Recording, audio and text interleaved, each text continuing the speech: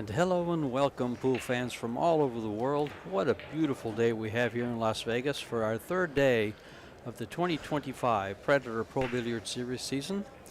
8 pro tournaments, 200 of the best men, women, and junior players on the planet competing for $400,000 of the prize fund. What we have here today for you is the American Junior Showdown. 12 of the best U.S. junior players competing for $16,000 of that prize fund, and one of them will take home $5,000. This will be a single elimination tournament. The game is 10 ball, best of 3 sets. If they're tied in the final set, and at 3, it will go to a shootout. And a treat for you is one of Canada's finest commentators, players, all around good guy, Eric Horlifson, in the booth with myself, George Tejea, bringing you the live action. Eric, welcome. Yeah, pleasure to be with you as always. Looking forward to a good match here. It's the first installment of the junior division at the Predator Pro Billiard Series, so we're looking forward to this. Joey Tate's going to be coming in as the favorite at a 726 Fargo. Nico coming in around 650, George? 663. Okay, yeah. So about 60 points difference in Fargo, so I'm going to make Tate a favorite. They're from the same area. I feel like they must know each other, both from North Carolina. Nico did beat Joey at the junior division in the International Open, which was one of the biggest junior tournaments of the year, so he is capable of beating him. Looking forward to a good one here. Conkle. Yeah, Nico's an 18-year-old from Winston-Salem, North Carolina. Nickname of the Anchor. His mother and sister are sitting right behind where he's sitting. You'll see him when the camera pans over, right above the American Junior Showdown sign on the billboard. 3 ball on the side. Nothing offensive on the 1, but he'll have a good safe opportunity in the first game here. 2 balls heavily tied up behind the 6. See how that develops. Don't think he can really bank across into it. 8 balls in the way of that path. How are we going to develop the 2 here, George? He could play a safety. I'm looking at maybe he can slide the cue ball over there and play safe behind there, and make sure he doesn't scratch, of course, but just real thin. Oh, so the 1's going to end up near the 2 here. Well, he just developed it. That's a good shot. But in a safety position. Jump available. Long distance jump. We saw Ralph make a jump like this in the Hill game in the first round of the men's division of the. What a beautiful shot that was. That'll be all over our highlight reel that you'll see from Predator. Yeah, it was very similar to this, actually. Yes. 1 was a little tougher, but same idea. It double jumped, actually. It went over the balls, the 5-7-9, and then it was almost in the air when it came down on the ball, so it didn't leave the table. That's what made it so fantastic. Joey's going to favor the kick here, recognizing the difficulty in the jump.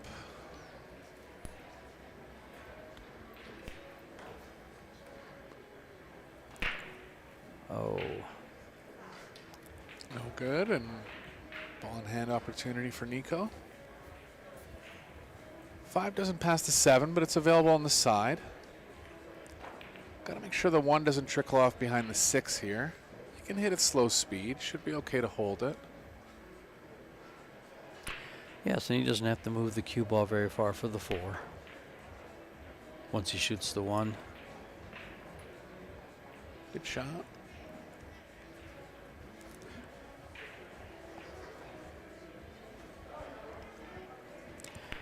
Nico's favorite player is Albin Ocean. He is sponsored by Predator in the box, and he plays with a Predator 2 splice and the 12-4 Revo. Yeah, I was watching him warm up. I like his style. I feel like he's capable of playing above his Fargo, indicative of when he beat Tate at that major junior tournament. Probably a player that's quickly on the improvement scale.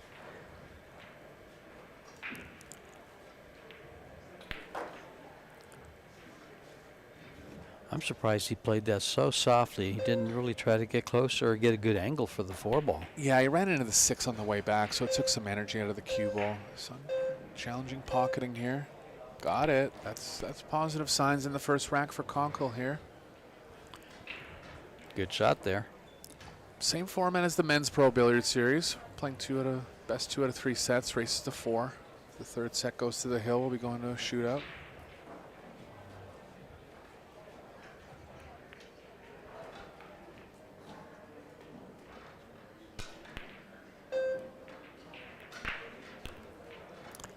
Looks real steady. Nice slow back swing. Little pause at the end of that.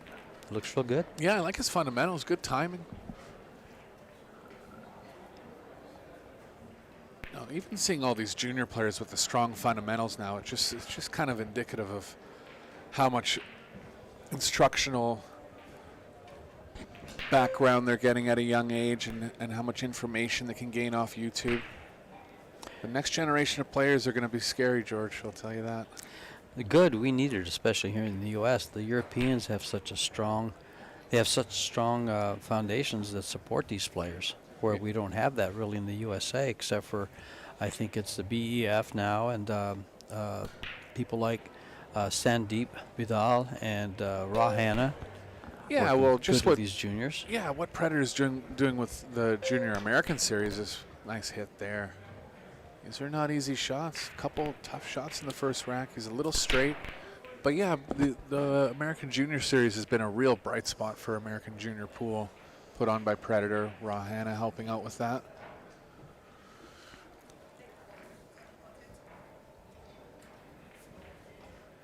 Is he too straight to develop anything up table? He can follow 2 rails to get back to the same rail he's on.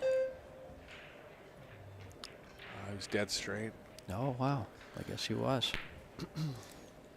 Cue ball's playing naturally over. One more tough shot. I mean, it's all, you know, this is his first game of the tournament. Joey, is he playing in the men's event as well, George? He is. Both players have played in the men's event. In fact, Nico has met some pretty stiff competition. His first loss in the men's event was to Zhuling Chang, one of the best players in the world. Right. And then he defeated Todd Walker, and they're both still in. Joey had a tough match with Marco Tuccio, which I believe you and I commentated, and then defeated Robert Johnson. Okay. So they're both in and playing. They need 3 more matches to get back into the final 32. Look at this. Conkle serving notice that he'll be forced to be reckoned with in this match. That was very nice out. That was a big test, and he came through very well. You know, he's got a little tough shot here. The 4-ball earlier in the rack, too, was a nice shot. Sure. 7 was underrated tough. Good run out here.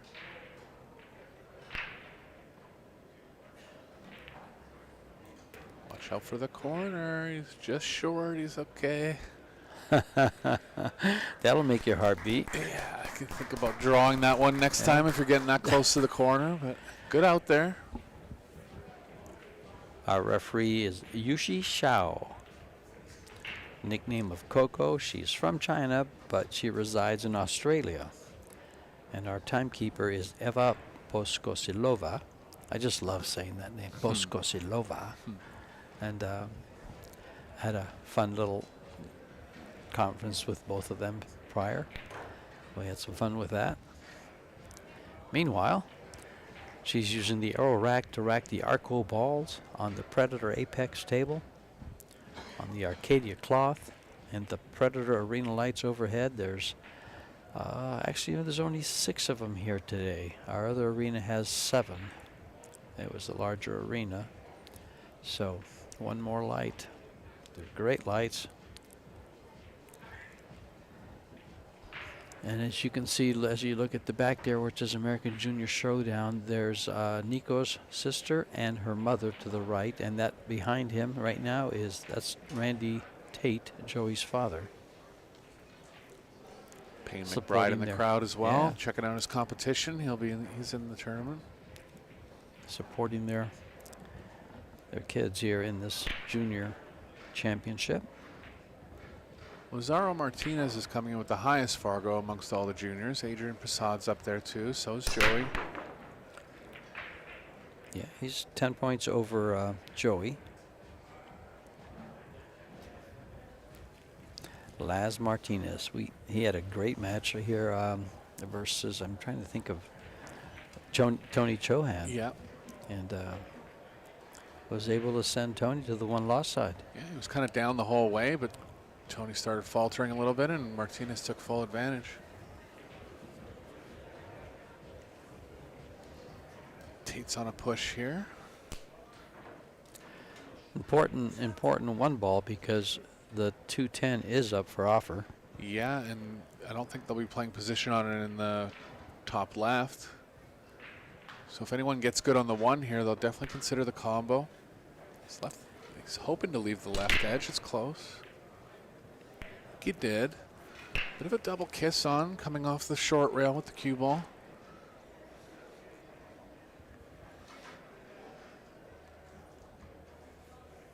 I like giving this back. Like I said, the double kiss is possible. Even if you avoid it, you're kind of tracking back to where the cue ball is now, and there's no blockers in that area. Yeah, you like to influence with some English, but then you might catch the 6. Exactly.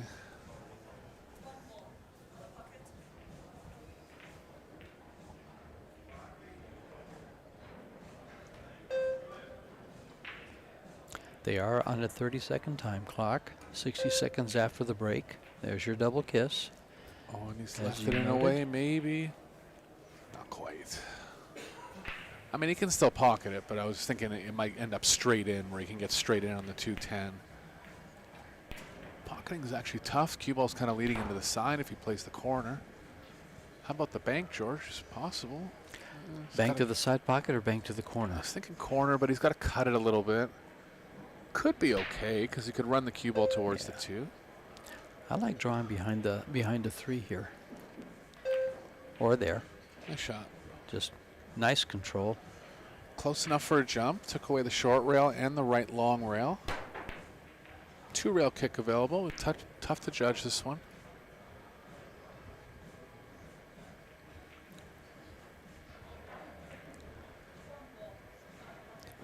Got to remember on this one, the cue ball is going to release a little bit off the second rail. It's going to swing a little wider. Like, you should hit it with running spin, but you just got to factor that into how the cue ball is going to play off the second rail. Nice hit. Joey using a pea shower cue and the carbon fiber that comes with it. Good looking cue. I was taking a look at it when we was practicing. Yeah. One of the brand names that's been around the industry for a long time. One's available. High level of difficulty.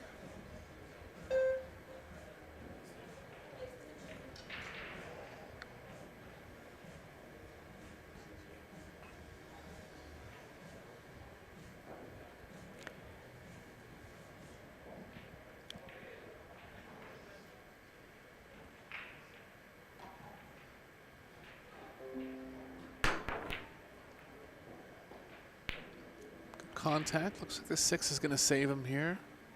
Not quite. It's going to be available to the side. Position on the 2's tough. He could get really aggressive here and go short rail first, over to the right long rail, back around 3 rails, and into the combo. Tough shot.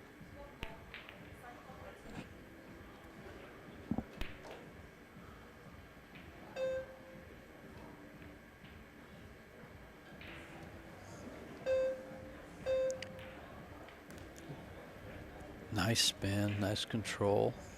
A little further for the combo. If it stops, you might look at the carom, but he's called a 10. Yeah, that was a lot more simple than what I called. I didn't realize that shot was there. Good shot.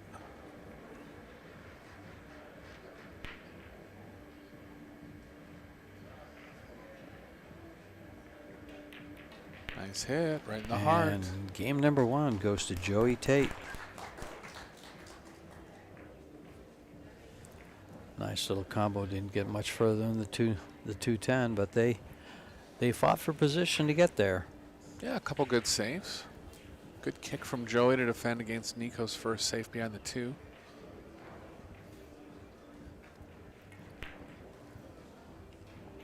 Joey looked real strong against Marco Tucher in the first round. I don't think he really had a chance to get all the way over the line.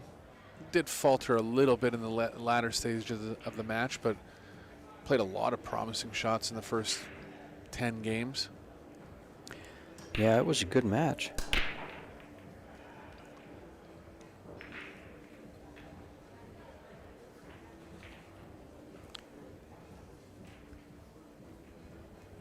Could say that he's won the most junior titles of anyone in the field, I would think. He's pretty widely decorated, as we spoke of earlier. I remember him very well for that 2022 U.S. Open match against Shane Van Boney, where he jumped up and confused the 4 and the 5. And he shot the purple, it was supposed to be the purple 4, but it was the purple 5 instead of the 4. Near the end of the match, too. Yeah, it was like 7-all. It was at a very crucial time. It's one You're thing right. if you do it in the first 3 games, Yeah. but if he hadn't have made that mistake, he could have possibly won the match. So it shows the level that he was playing at even 2 years ago against former 6-time U.S. Open champion. He almost had him beat. That'd have been a big feather in his cap.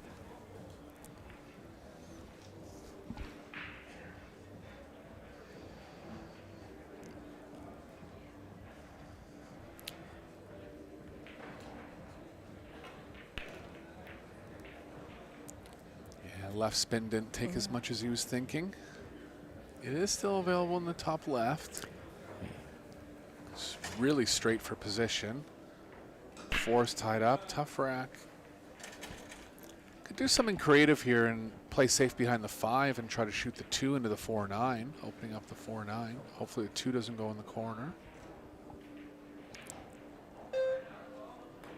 There it is. 2's playing okay. Nice You shot. called that perfect. In my mind, I was thinking like to follow that for a bank shot on the 3, not to play the 3, but to put the cue ball behind the 4-9. Yeah, so there's a certain strategy there, and I think this comes up a lot, is particularly in 10 ball. It's like, okay, well, say you made the 2 and say you made the 3. Well, now you still got to play safe on the 4. So I don't know how to word it, but it's like you kind of want to get yourself into a spot where you're only playing one safe to win the rack. It's kind of like the old saying, actually. There's a saying that I've heard several times is why play shape when you have shape. Yeah, so I think that situation is not exactly what I'm talking about, but it's more like you would be more aggressive on the 2 originally.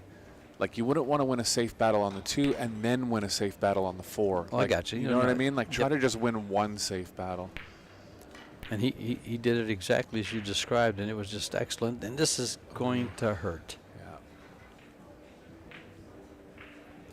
Coming across there, and he just misjudged by about an inch.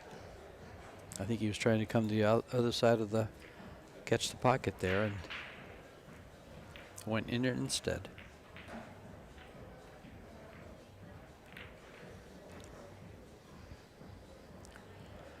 And the way the balls are laying, it looks like Joey will be able to capitalize on that mistake and punish it. All on the same side of the table, all pretty available. Tate has excellent fundamentals. So strong that he almost beat Marco Tucher in the first round of this tournament. And there's a good view of his father, Randy.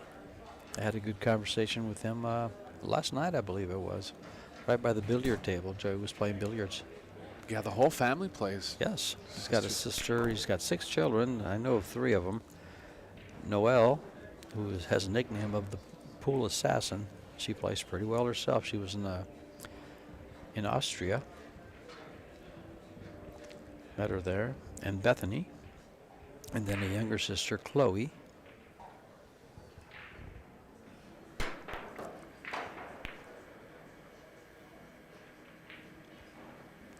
Very personable kid. Nice young man. Southern gentleman. Polite the almost to a Carolinas. fault, yeah. Yeah.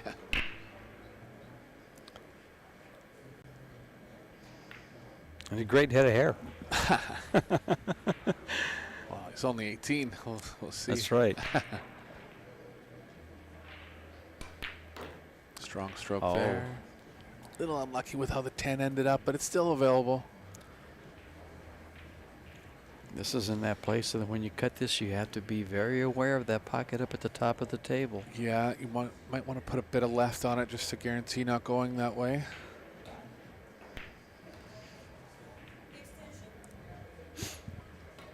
I wonder if he's considering, no, he doesn't have space to play safe on the inside of it and come out. He's going to have to spin this in.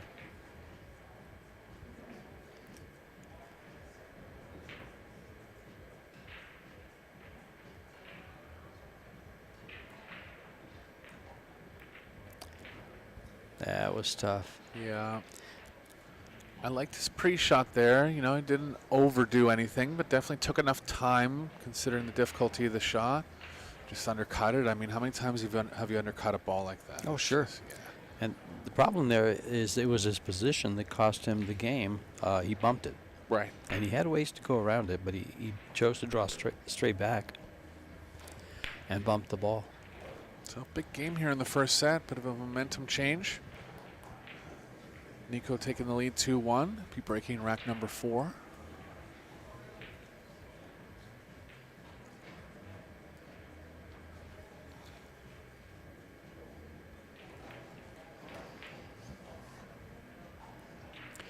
Some stats there after the 3 games. Exact Time. same overall performance. Excuse me, George. Go ahead. And I was just going to, that's exactly where I was Sorry, going. sorry. And the table time, it took Nico longer, about 10% almost.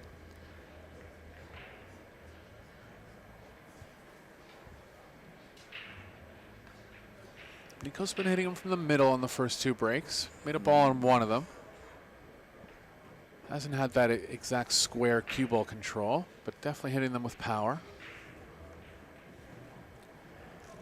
I see Payne McBride over there to the right in the striped shirt, watching to see which one of these guys he's going to play next. The winner plays Payne? I'm not sure. Okay. I was going to check that so I could.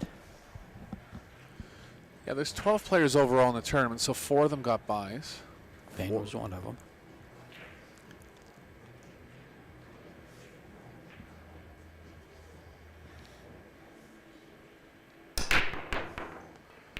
Better with the squareness there. Made one of the wired balls. 2 balls down now and straight on the 1. Great break. We have another match going on. We'll give you some info on that in a little bit.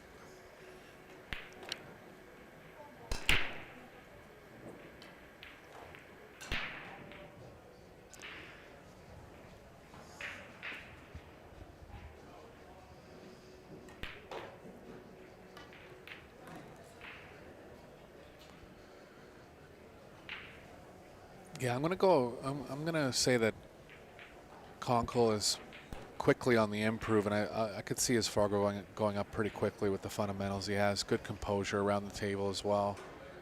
Could see him getting to 700 or more within the year.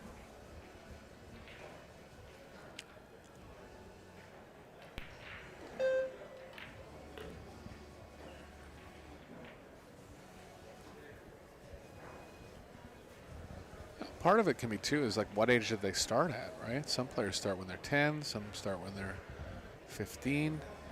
Makes a difference. I mean, they'll all catch up in the end, but just at this point in their development, kind of even the age that they started at plays a bit of a factor.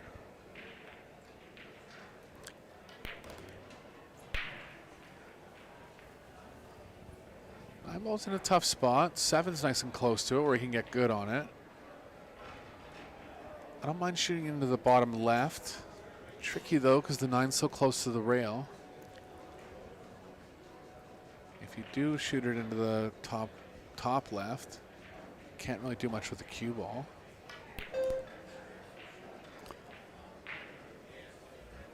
Little straight. If he has any angle drawn to the left, that'd be positive for him, but I think he's pretty straight here. Yeah, he's perfectly straight. Tough because the angle's drawing back into the 7. See if he can cheat the pocket. No, he can't. It's to the outside. I was gonna say maybe he can cheat the pocket to the left to make that angle to go to the 7, but he can't. Oh, he must have nicked the 7 or the 9, bridging over top of it. Tough one there. Wow. Doesn't even look like it moved, but referee right on top of it. All ball fouls. When it gets to the rules, there's a 3-foul rule. Early 10s, I like to say, are allowed and encouraged. They just don't count on the break. I like exciting, fast games as we had in the first game, that 2-10 combo.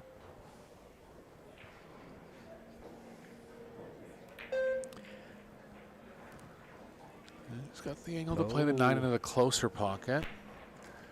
He will be okay. There is room to move the cue ball between the 9 and the rail. Yeah, I was hoping, well, I would have tried to get position to move the 9 off the 7.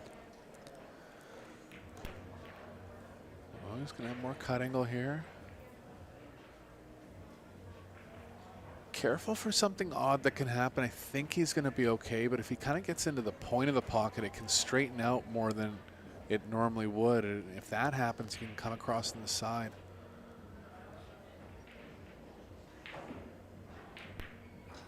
It's okay, reacted naturally, but missed the 9. So another chance for Nico here. That's his second hung pocket ball. He hung up that 10 ball.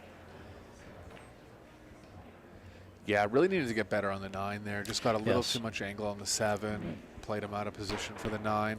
He went just a hair too far for the 7 so that he couldn't bump the 9 into a perfect spot.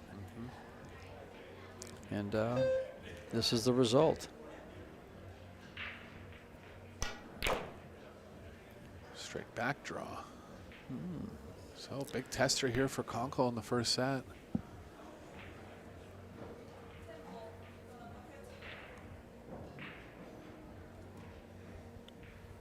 Like hitting this with straight high.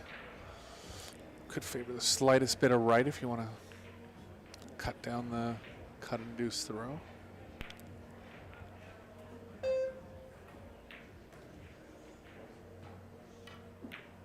Nice hit. I like the speed he hit it at. Drained it. Smooth player. It's the first time I've seen him play. Very impressive. 3-1 lead in the first set. 2 of them you might call gifts. Yeah, definitely. I mean, Konko's played well when he's had the chances, but scoreline is kind of indicative of mistakes at the end of the rack by Tate as well. The other match going on right now is Sophia Mast, your junior world 10-ball champion, versus Jazz Makani, and she leads 3-0 in the first set. Other matches that will be played later on is D'Angelo Spain versus Adrian Prasad, Connor McFadden versus Savannah Easton. We're waiting for winners of these matches. You have Payne McBride in the quarterfinal, Laz Martinez and Eddie Von der Rohe, and Hayden Ernst. Okay. Yeah, it's a 3-day tournament, so all the best juniors in America on display here. We'll see how the girls hold up against the boys. Sophia and Savannah in the tournament. They're both used to playing with men. With Savannah spends a lot of time at Griff's here in Las Vegas. Yeah. And she's in a lot of tournaments. She just came off a very exciting win up in the Ultimate Pool in the Phoenix area just last weekend. And she was also playing, I believe, in the Swanee, the Jay Swanson Memorial. That's you right. played in that, Eric. Yeah. And so they get their exposure.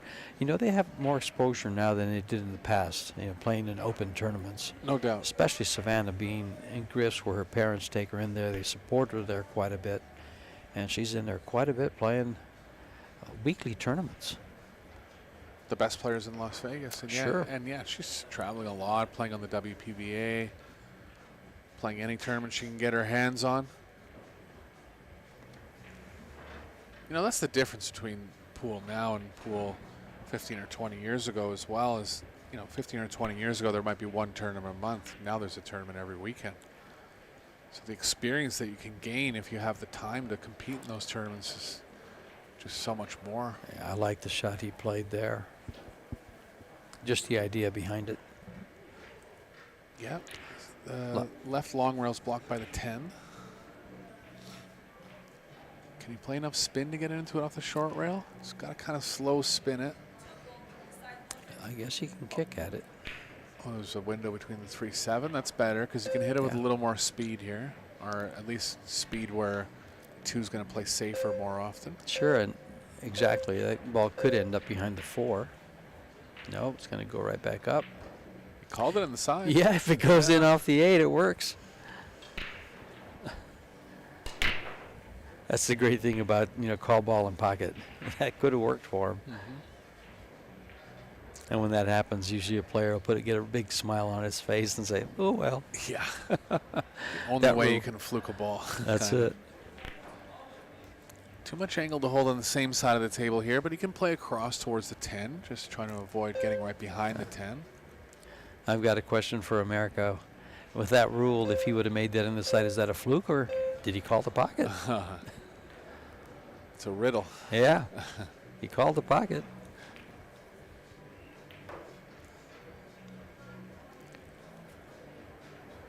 Nice shot there by Conkle. Chance to win the first set here.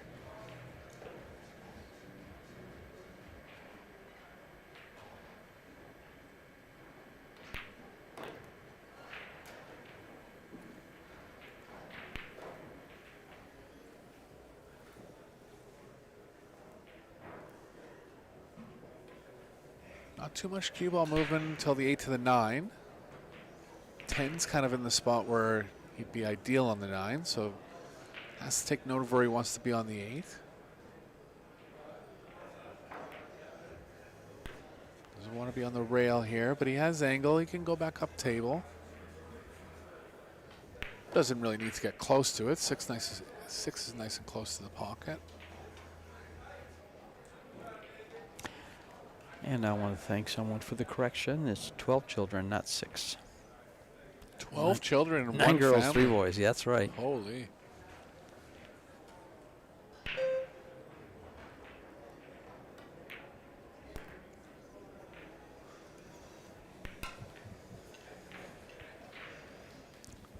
They could field a couple teams at the BCA national team tournament. That's right. And the mother and the father, they're almost on 3 They teams. could have their own tournament, little junior showdown. Right.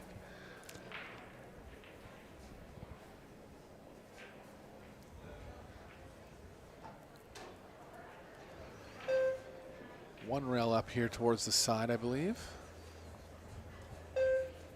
Good speed. Wants a bit of angle going to the right. I think he has it. If you leave an angle going to the right off the 8, you can come 2 rails into the angle of where you want to be on the 9. If you got straight in, you could draw straight over. A little risky, though, in case you get the wrong angle. Preference play here.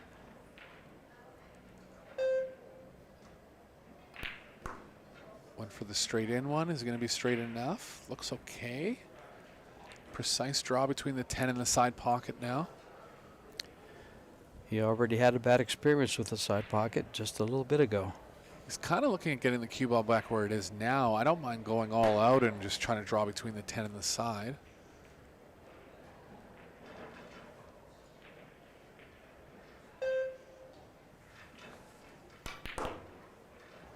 Smart shot. Notice what he did there. He hit the rail coming back. Like, you would never want to draw that ball just 4 feet back, no rails. You want to use the rail to kill the speed of the cue ball. Knowledgeable play there.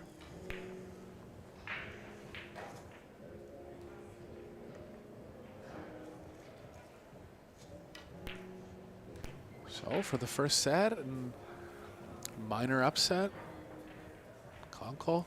Again, I think he plays higher than his Fargo George. I can see by how he's hitting the ball and his fundamentals. He's just a player that's quickly improving, and he's going to be going up quickly. And I think a lot of the juniors are constantly moving north with their Fargo scores.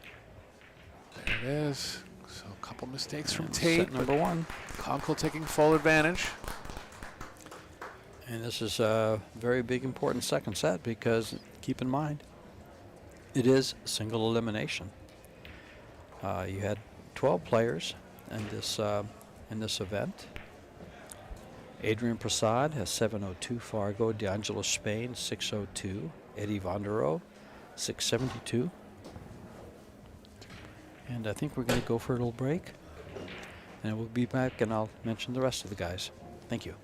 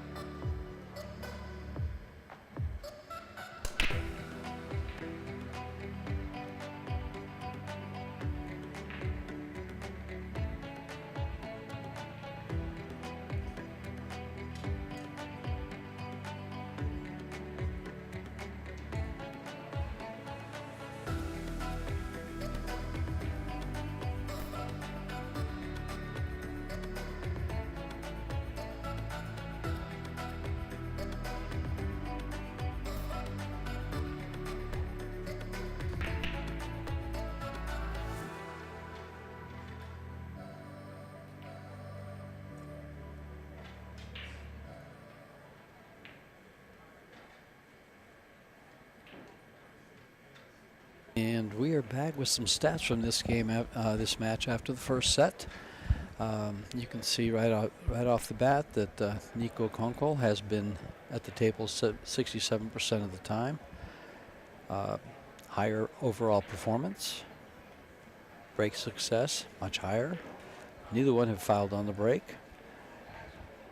He's had a much better shot after the break. Fouls. Joey had one. Offensively, defensively, Nico came with one. Balls pocketed, 3 times as many balls for Nico. And efficiencies, you like to speak to that. Joey's been more efficient with safeties, but he's lost the first set, 4-1. Hope you guys all enjoyed that video. I mean, we saw some personalities of all our Predator Pro Billiard Series champions around the world. I'm very lucky to have been at most of them and seen them live, and then the ads for the product themselves. Eric Horlifson is in the booth with me. This is George Teacha bringing you the live action from Las Vegas if you just joined. Second set. Tate going from the middle here.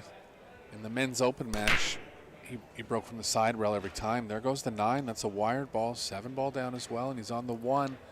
So I think he's going to kind of like fire at this second set. He's coming in with a offensive mentality. It's working out good so far. And a much more aggressive step if you've noticed him walking around the table just now. Yeah, it's almost like a change of game That's plan. a statement, yeah, exactly.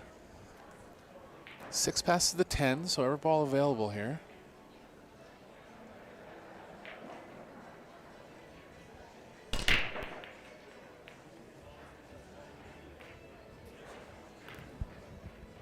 Good shot.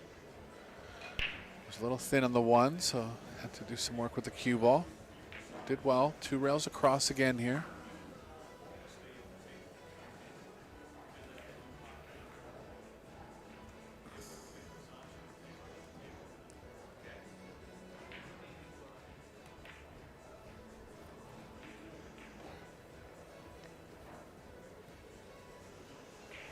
Play the cue ball around 2 rails. 8 balls playing in the way of that path, but it'd be unlucky to get right behind it.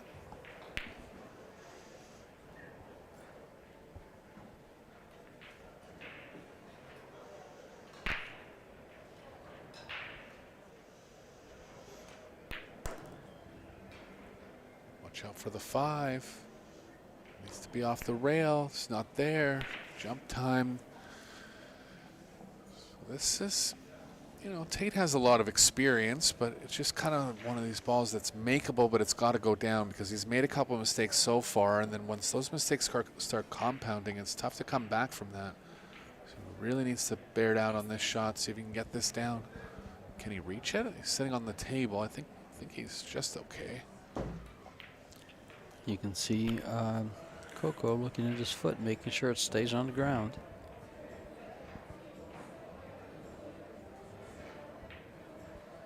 Nice try. I mean, when your body's leaning into the table like that, it's just like you're off balance, and I'm not surprised he missed it the way he did. He missed it the way he was leaning, kind of.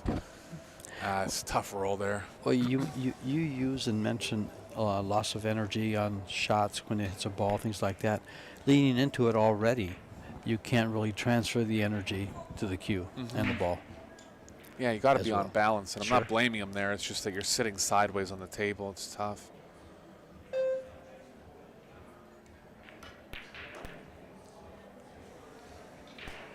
Nico in for the cleanup again. Yeah, I was looking at the stats there after the first set. You know, Tate only missed 2 balls, but they happen to be balls real late in the rack. One was the 10, one was the 9, and those are just gimme games for Nico.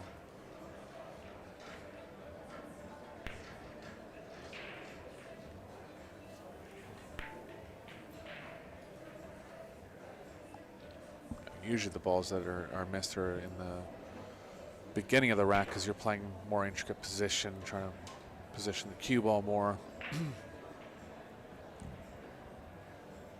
But remember, just ran into the 10 off the 8. And the 9 was in a tough spot. It's a little straight here, so just think about what his options are. He's going to have to... Guess he didn't like drawing it because he felt like he was going to be over top of the 10. But it also shows that he's confident in his pocketing because he could have got closer here and a little more awkward cueing. Not super awkward, but just saying that he's not afraid to take on a longer shot. Yeah, I wouldn't mind doing what he did and gone a little bit more distance for a better angle. Brings it back and he's got an angle going away from the 10. Goes this way, he's got an angle coming towards the 10. Actually and he just overhit overdrew it. Yeah, he's okay in the side.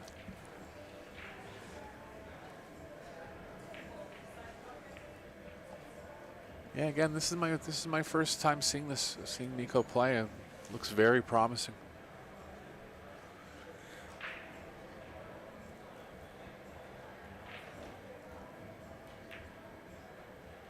Good timing. Nice.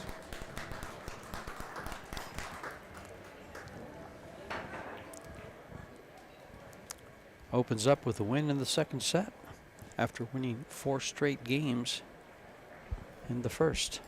Yeah, pressure's going to start mounting for Joey here. He's able to handle it. Just got to get the ball rolling. Now, Eric, there's balls pocketed, as you can see, the differences. You've lost 5 straight games to your opponent. What are you thinking in the chair?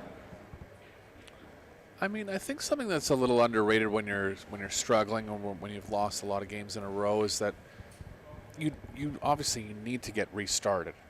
So I think I mean, it's a little trickier under a shot clock, but just taking a little more care, taking a little more time, like not being urgent about it, but saying like, you know, you got to turn the tide ideally right now, you know, because if you, the more it piles on, the harder it's going to be to turn that tide, and then just build from that. Okay. And then once you start building, you know, it's like a reverse effect on your opponent, right? Your opponent was way up. Now you're coming back on him, and now it's on him to try to do the same, and maybe he never will, right? So it's...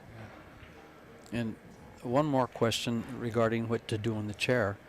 How much does what you do in the chair affect your play at the table? Do you think that might be? Yeah, I think it depends on your personality. See how the break goes here. Because, you know, you tucked yourself in that chair, and that's very important as to how it transfers to the table. Right. I think it depends on your personality. I mean, if you're the kind of person that kind of needs to give yourself a little reprimand, I don't think that's wrong. Like, you know, you can kind of, you know, think about why did that go wrong, or stupid me, or those kind of thoughts. But, you know, it can't be for too long. And, you know, like you got to get out of that out of your mind pretty quick, right? And just kind of being, you know, in a mind frame that when you get back to the table, like that thought is gone, right? And if whatever you need to do for yourself, I think it's different for everybody. So don't beat yourself up, but be constructive. Yeah, I mean it's okay to beat yourself up, but make sure by the time you're back to the table that you've completely let it go. Okay. Or maybe don't beat yourself up at all. It depends on your personality. I like that.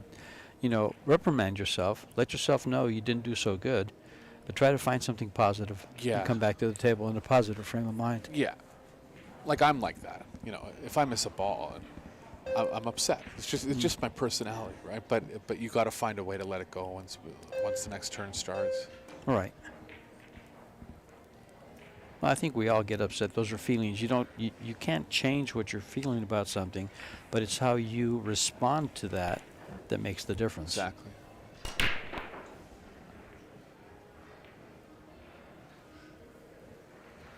Konko has a jump here. One's nice and close to the pocket. He'll be going after it. Can hit it with some high. Ideally come back down table. It's very makeable. Plenty of room to land the ball. 10 ball's a little close, but shouldn't have a problem getting over it.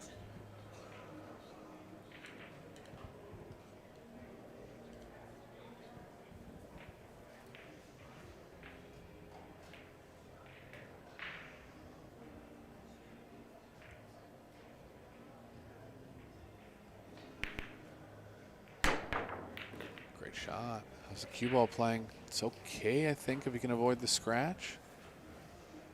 He can. There's room past the 7 as well. So Konko really looking to open up a lead here in the second set. This is not easy here. He's got to kind of soft draw it. Can't catch too much draw because he'll go into the side pocket.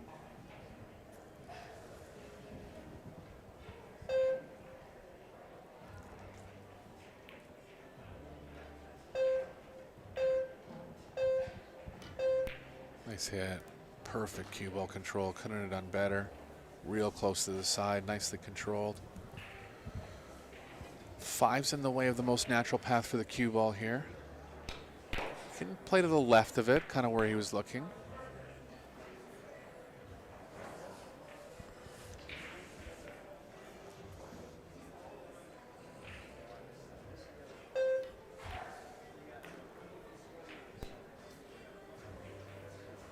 You were mentioning earlier his favorite player is Albin Ocean. I was just taking a closer look at his stance. He's kind of modeled his stance after Albin. I know we were watching Lazaro Martinez in first round of the Men's Open. I'd never seen him play either, and it was eerie how similar he was to Shane Van Boning. Like, and I actually brought it up. I was over at the booth. He was there, and I said, "Did you listen to the match?" And you know, I was mentioning that your style looks so similar to Shane. He's like, "Yeah, I copied him." That's what he said. Good observation on your part, and you are observant. You always know what ball they're going to shoot next.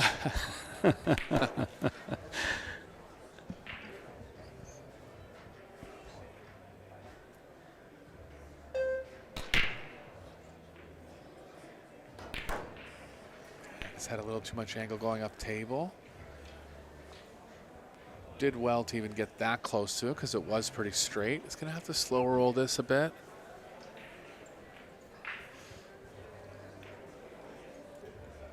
Could get aggressive and play between the 7-10, but I think you can hit it with just enough speed that you should be okay to roll at it.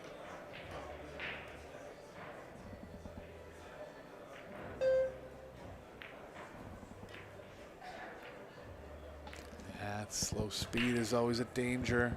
I wonder if he overcut that because he was trying to hole for speed. Well, he didn't hole for speed because he overcut the ball. Yeah. Tricky save here for Tate, but this is the chance that Tate needed. He, at least being at the table here. Safe's a lot tougher than it looks. Could spin the ball around 3 rails with heavy left, but the cue ball is going to kind of open up off the second rail because of the new cloth.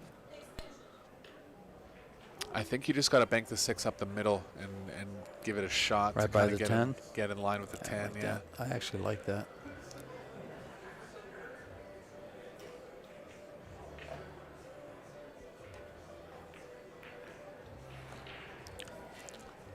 and I'm not just going to say this because that shot went wrong, but I've never liked that shot where you kick at the ball first. When you can see a full ball and you kick at it, I see pros do it all the time, and I'm not saying it's wrong, but for me personally, I just think results like that can happen. I do think if it's a practice shot, I used to see that shot a lot many years ago when you used to play 2-foul ball in hand in 9-ball. That's back when I was 20 years old. So that's 50 years ago. But anyway, it works. It does work. It's a shot that has to be practiced, and that ball can be laid on the bottom rail. Yeah, oh, I know that. Or it goes into the side pocket. Right. And for 9-ball, it works well. For 10-ball, since you have to call them, you're not going to get the benefit of it going in the side pocket. Yeah. Unless you call it.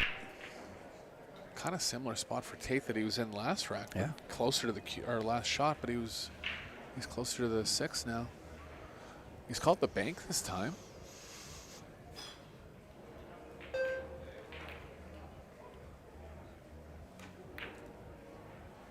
Wow. He went for the whole enchilada. Yeah, he just decided to go on offense there. And it's tight in the side. If it's not available in the side, he can go in the corner. But, I mean, he was real close to leaving a 100% shot in the side. It's actually pretty tough there.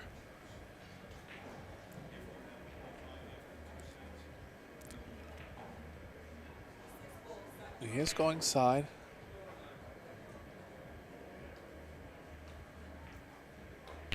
He got it. Just slightly too much angle to comfortably hold at 1 rail. He has other options, but I think he'll try to hold it here.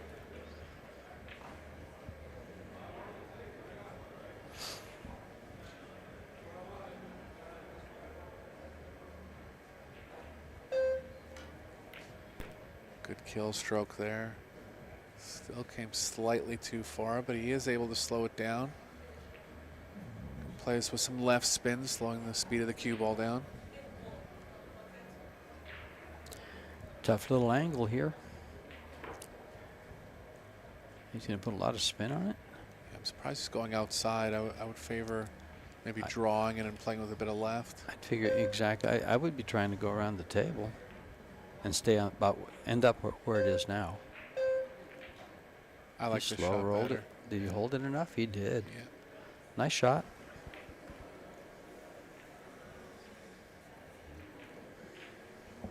So things becoming kind of urgent for one of the tournament favorites, Joey Tate here. Conk will be breaking rack number 3, looking to extend his lead.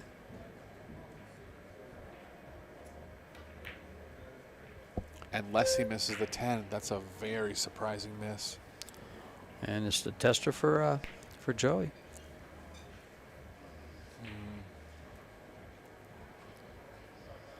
It's amazing how much harder this is in tournament play, this particular shot.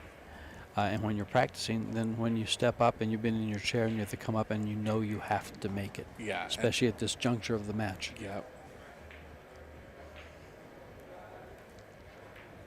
Nice hit. Nice shot, Joey. Good speed.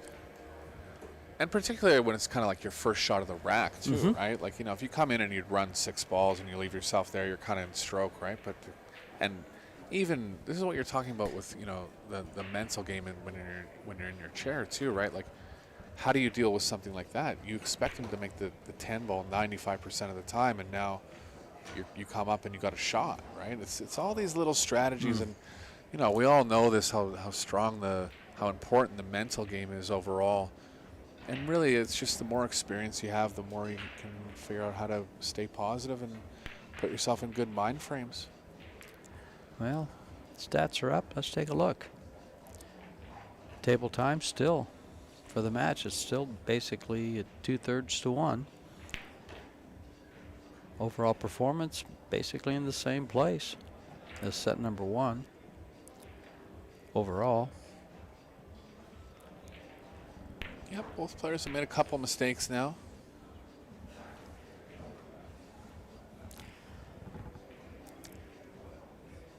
We are at the Q Sports International Expo, and we have 3 ballrooms full of 7-foot tables. And in this ballroom, Joey Tate to break game number 3 of set number 2. Back to the middle again. He hit the last break very well from the middle. The wired balls have actually been going straight back in the side, so look for how the 7 and I believe it's the 4 are going to play here. There's the 7. Solid break. Good stroke on that. Great fundamentals on that break. Yeah. Everything just looked just fantastic. Yeah, hit them nice and square, made a wired ball. Real unlucky with the 5 getting in between the 1 and the cue ball here. He has a kick save, similar to the one he tried on the 6 last rack. Just stick the cue ball where the 1 is.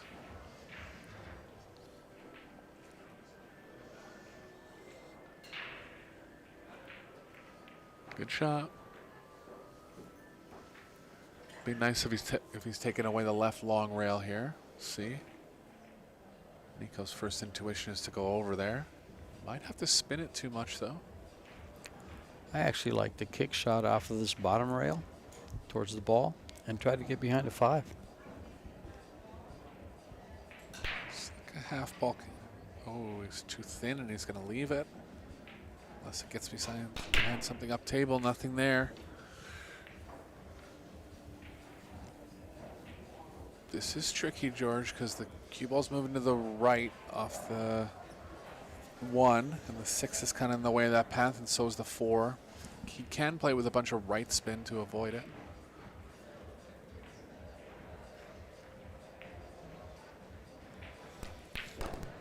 Nice hit. That was a lot tougher than it looked. Yeah, well, he made it look pretty easy. Yeah. Nice result.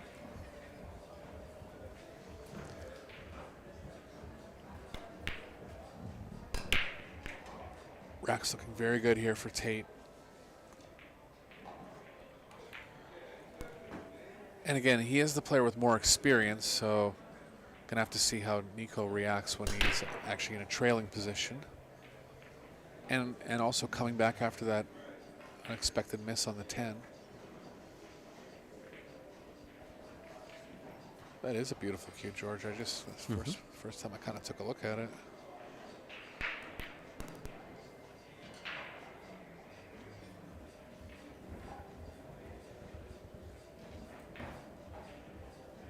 Straight in, so he's going to have to draw straight back and kind of get an angle on where the cue ball is right now.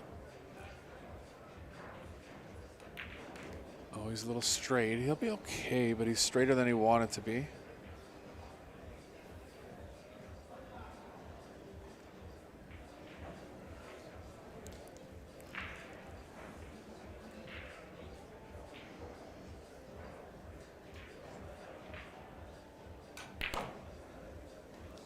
Better get a good bump here. Yeah. He did.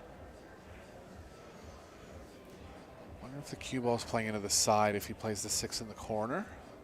I think he's okay because he's just looking over there. Ideally, he'd want to play the cue ball all the way to the rail here and back into the angle of the 8.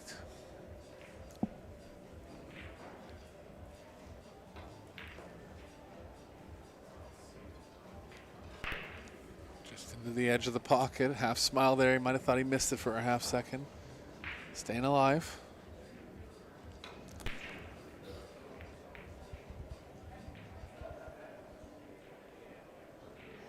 Reminded me of a song by the Bee Gees. That's right. Saturday Night Fever.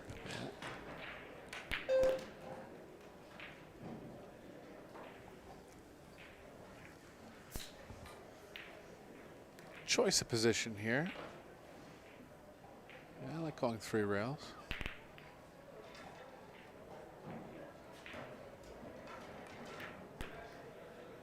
Yeah, anytime you're hitting 3 rails like that, you really got to time the ball well, kind of lengthen your follow through, make the cue ball a little heavier. So a bit of a tester here for Tate.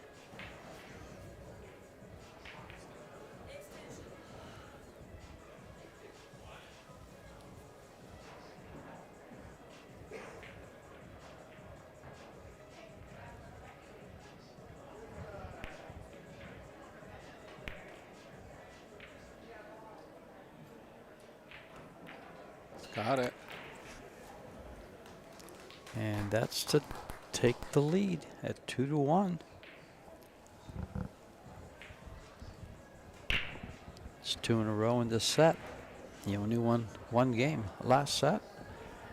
Set a trend on the comeback. Yeah, in his first full table run.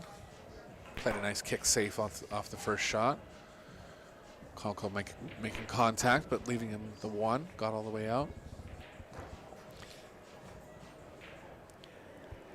Let's see if we can see that Joey Tate that played Marco Tucci come up. Yeah, and in the set he won, he really deserved everything he got. And the set he lost, well, the third set went to the hill as well. He lost 4-3 in the shootout, but to be able to hang in there with a world-class player, it shows the heart he has and really the skill he has.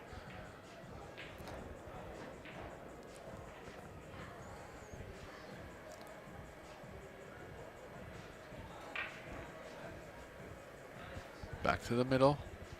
It's been working well. He's been hitting it well. Again, the ref is racking the balls very well. The 2 and the 3 are actually going back to the side. I've seen it a few times, even for Nico.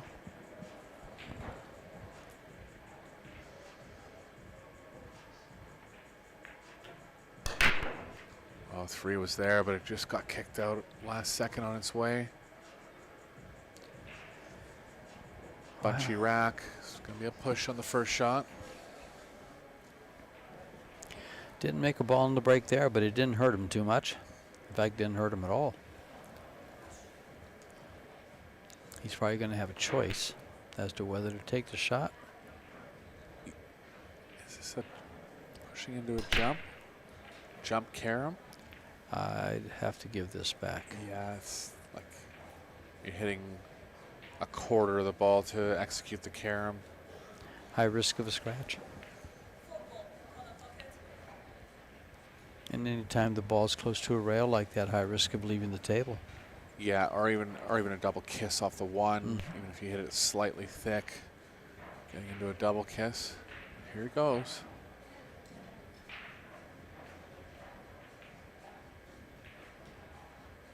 That's the whole ball. I guess if you're going to miss it, you want to miss it like that. You're still leaving the 1 safe. He doesn't have I'm not sure if he has an offensive shot. Yeah, I don't know if there's room between the 8 and the rail to slide the 1 by. Looks like there barely is. But there is the 3 foul option too. Yeah. So he's going to... Careful here. You got to get the cue ball behind the 5, because if you don't, you're leaving the short rail. I wonder if he's going behind the 9-7. Yeah, he left the 1 rail. Okay, so he's going to be okay on the 3 fouls. Going to play a kick safe here, trying to leave the cue ball behind the 8.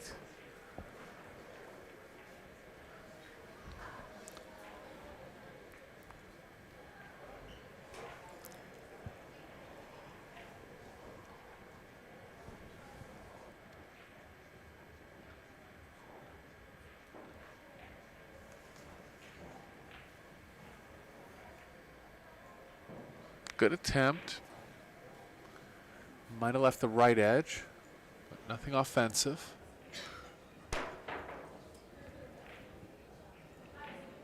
Yeah, he's got to kick over to the right long rail. Nice shot there from Conkle.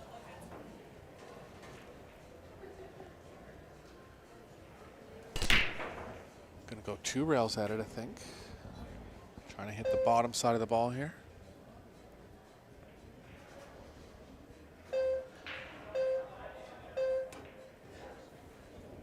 Ooh, Yeah, nice try. pretty close. The 210 is there. Just realized that. I think he'll take a shot at it. He's going to have to weave the cue ball between the 5-9 or the 9-7.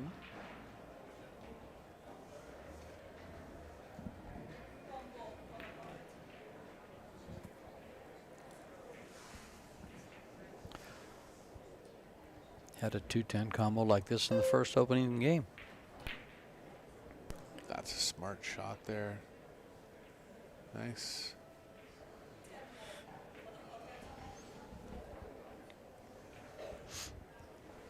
I mean, this shot's way tougher than it looks. These are the kind of shots that you just have to believe you're going to make the ball before you pull the trigger. It's really feel. But self-belief is big here. Got it. So, leveling the score in set number 2, Conkle.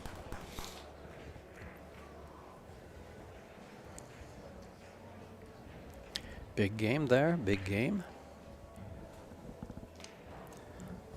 Yeah, when Tate started playing safe off the 1, I kind of noticed, like, just because you get the 1 behind the 8 doesn't mean it's going to be a positive shot. And he just kind of misjudged it where he didn't get the blocker go blocking the short rail.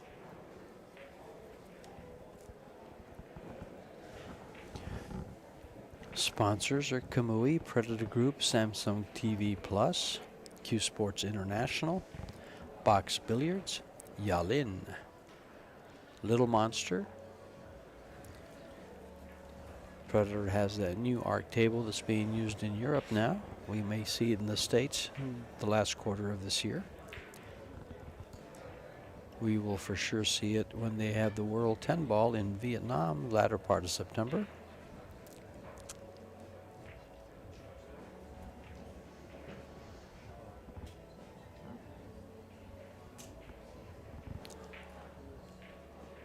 This opens up the season of for 2025.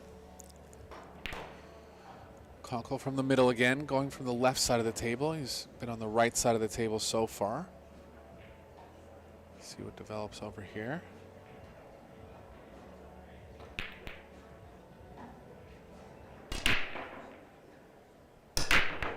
Nice hit. Caught a little top on the cue ball.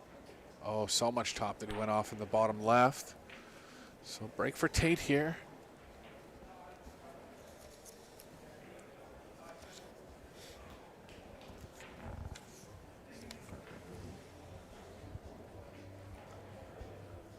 Nine's blocking the most obvious pocket for the 4, but the 3's in a spot where he can go into the left long rail and come across table.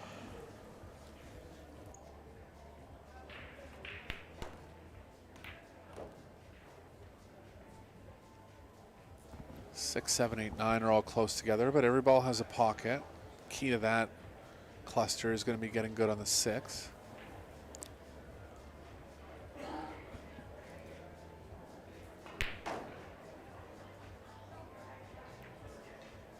Did his best to stay below it there. Just needs the slightest angle going to the right, and I believe he has it.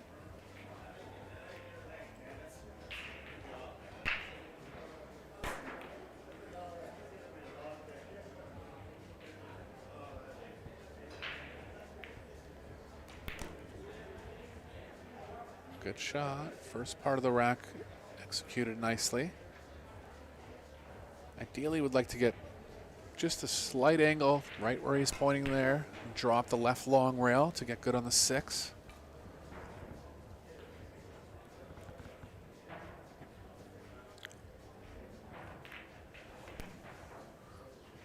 He's good. Nice cue ball control there, and he can play into the angle of the 6 here, which will be more likely to get very good on it. which he needs to be. Straight in works.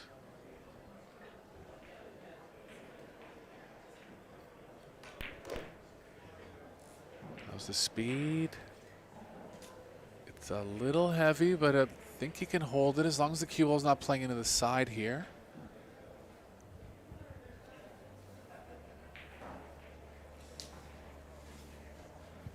I think it's short of a scratch, George. I think just barely. Just, yes. He's able to just go to the rail. You know, that always looks like a scratch, but with the cue ball on the on the spot, it rarely scratches. You can come all the way back, and as long as you cut it, you don't overhit it, you won't scratch. Well, and the key there for amateurs too is to know exactly where the cue ball is going. Like if it's going a ball in front of the side, that's where it's going. I'm not saying it's easy to know that. He went in the side. Well, I think he was trying. He had a little English on it, though. He had a little inside, I think. So I think he was trying to actually go around 3 rails, like play the natural angle with 3 rails, and then it's easy to kind of stun off the angle. Yeah, so it's like he read the natural angle before the side, but then he put more speed into it, so it's stunned off a little bit. It's a tricky break there. I mean, the thing is, you just got to get better on the 6. Yeah. That's the variable there. But just just to finish the thought. I mean, go ahead. I've actually seen a player put the cue ball almost in the corner pocket and back cut it to the other corner off the spot. It's a gorgeous shot, but there's no scratch. Yeah. Unless you have a little English on the ball. And really, there rarely is a scratch in those situations. But reading those angles to a high enough level that even if the ball is like within a ball of scratching, you have to know that it is or it isn't. Just because it's going that way doesn't mean it's going to scratch. But big break from Conkle here, and he's going to be on the hill in the second set, barring any unforeseen mistakes. Play up the right long rail.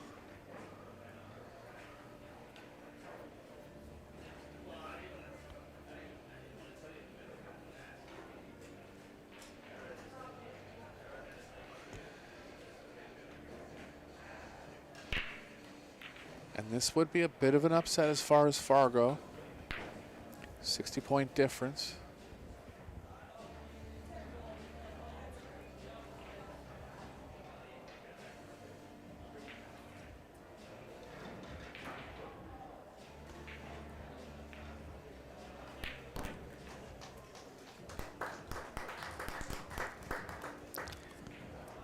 Conkle's been relatively successful on the break, so a threat to break and run. Tate's going to have to win two games in a row here to stay in the match.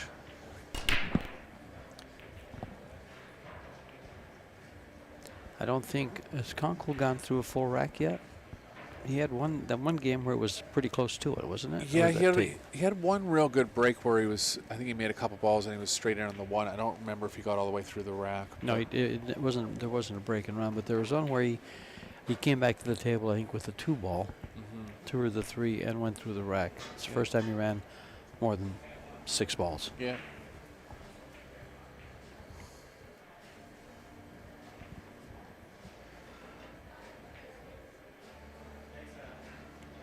Very, very capable of a break and run, no doubt. Sure. I mean, he's shown good speed, good fundamentals, and he has been breaking well, as you noted. Yeah, it's just the nature of the hand rack, to make a ball and get on the first ball. It's just not as likely.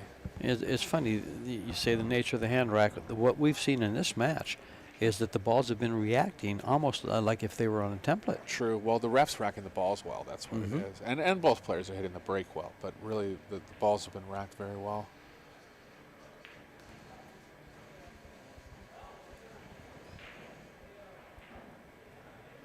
Watch the 5-9 go towards the side pockets. The 9 was in. And they don't. And there goes the cue ball. Yeah, so Tate's going to have his chance.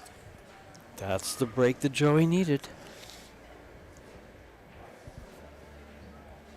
Or needs.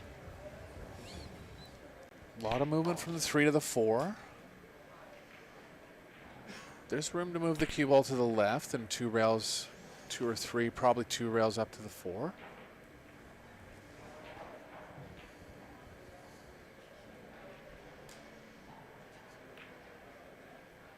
It's a little straight, which is actually okay. He can stay on the same side of the table. Probably was playing. He's in between a bit.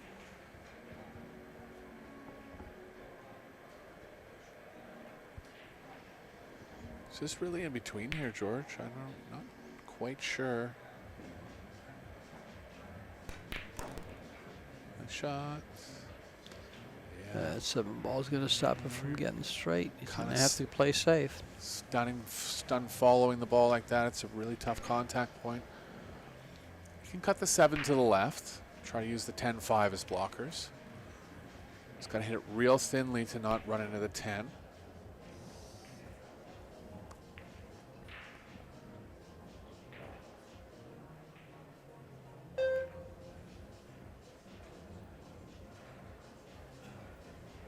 Nice shot. It's actually tough to hit the ball that thin where he can use the 10 as a blocker. I don't know if he's left the right edge. A little unlucky if he did. Now he's looking at some kind of kick angle, or is that how he's thinking the 4 is going to play off the right side? It's a kick. Positive thing for Conkle here is that if he does hit the top side of it, the cue ball will kind of stick on the 4 ball will kind of stick on the 7.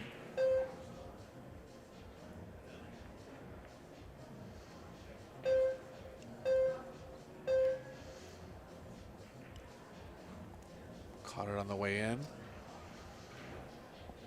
So good save from Tate there, and coming back with the advantage.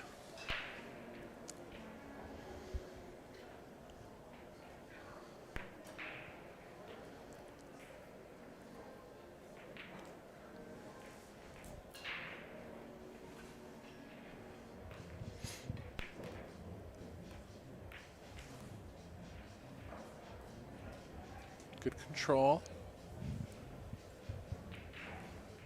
Cue ball will be playing up the left side of the table, 2 rails out.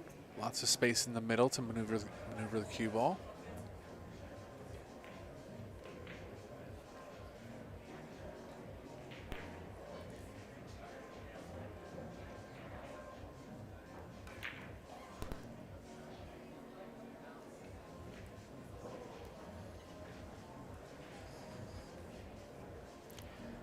Ideally would like some angle going to the left here. Looks a little straight, so looks like he's going to have to accept the distance. He'll be on a good attack angle for the 8. Only issue is he'll be a little far from it. Oh, he did have angle to develop to the left. Nice shot.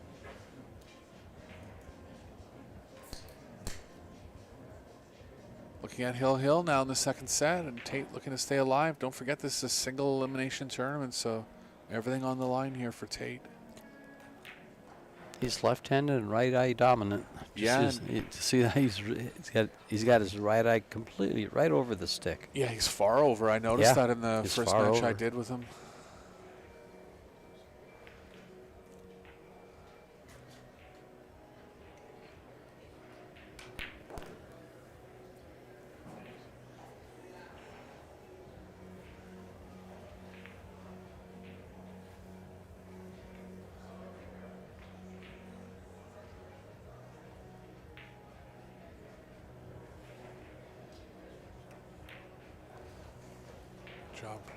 Good job from Tate there, holding his nerve. And to the hill we go.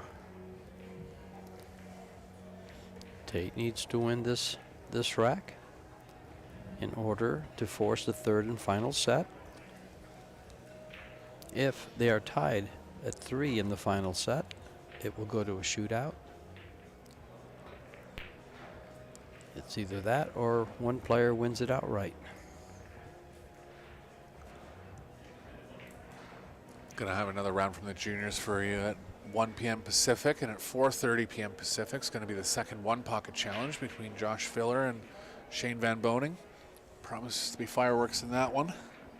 2 offensive power one-pocket players.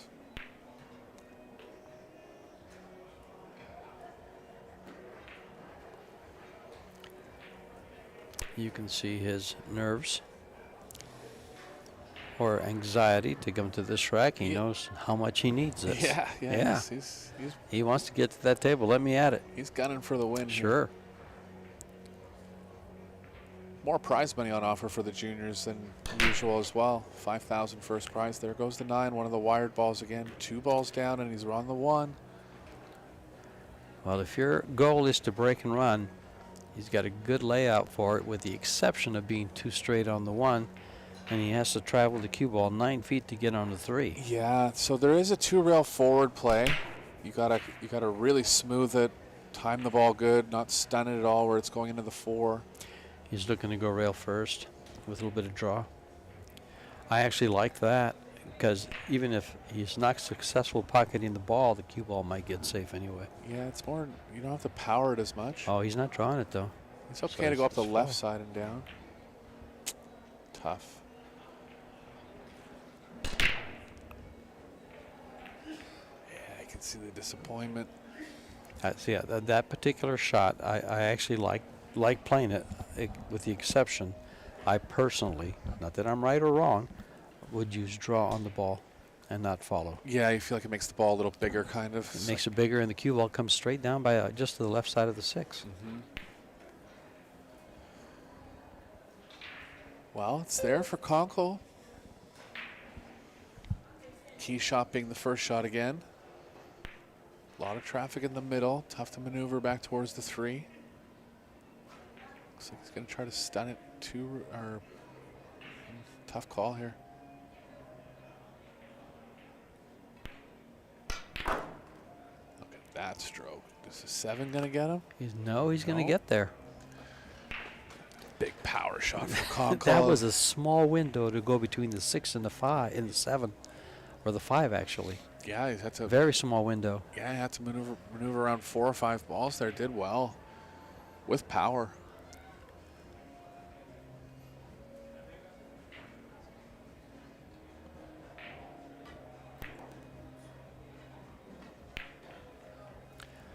There's no obstacles.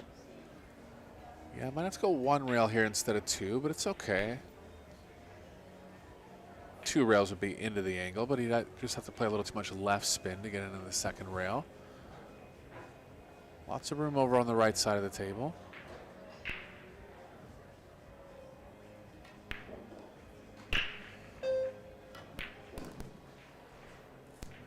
Nice shot.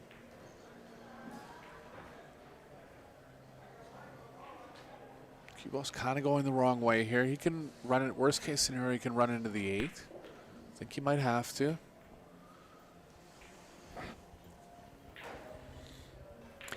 He could follow around the 8-7 using the side rail to get on the 6 on the side.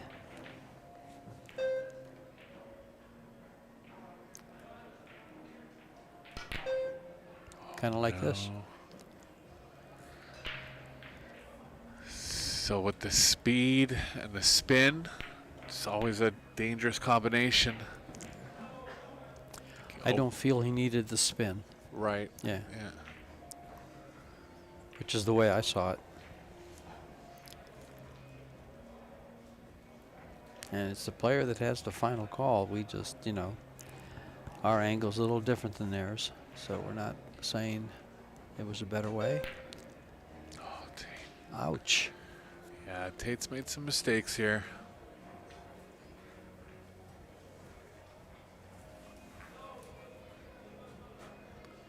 Costly ones. 2 games in the first set where he hung up a 10 ball and a 9 ball. His composure's been good about it. That's what I would draw on in the future if he goes on to lose this match. But yeah, just hasn't been quite all there. Good shot there from Conkle as long as it slows up. It slowed up too much. Wow, Cuts on the side. He's right in between here. It's almost a scratch in both pockets. I think you can draw out of it if you go to the corner. Might be thin of a scratch if you go on the side, but kind of hard to slow the cue ball down. Bank, yeah, he's right in the middle. So this is the match here. This ball's down, he's a winner. No, and another chance for Tate. Oh, and this ball froze. It looks like it's frozen, so he's going to use inside which does send this cue ball to that corner pocket on the bottom, so he can't hit it that hard. Not sure he can hold it for the 7. No, I think he's got to go Yeah. all the way around, or maybe side at worst. Nicely done. Watch out for the 8. Oh, it's got to get some speed. It's there. It's got the left edge, and actually a pretty straightforward save, but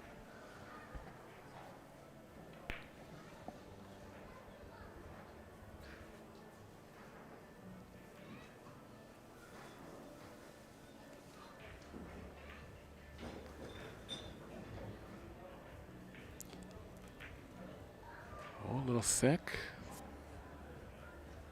Nicely done. Yeah, combo's not on. Nicely done. Although, does the 7 go off the 10? I think it's going to play into the short rail a little bit. Good thought, because all the safes are real tough. And he looked. Go ahead. He looked at that. He looked right at that. So Yeah. I'm not saying it does, but it's just something you have to check. Tough call and safe here, and he's got to decide. He's down close to his shot clock. Yeah. Yeah, I would have tried something similar to that. Oh, the 10 got there. Well, not much for kick safe here, so all in, either side or corner. I'd favor the corner slightly. I actually like kicking off the short rail here, but his preference. He's kicking 2 rails. Just one. You can go past the side with draw and straighten it out a bit. He's going 1 rail? The long rail there? Okay. Oh.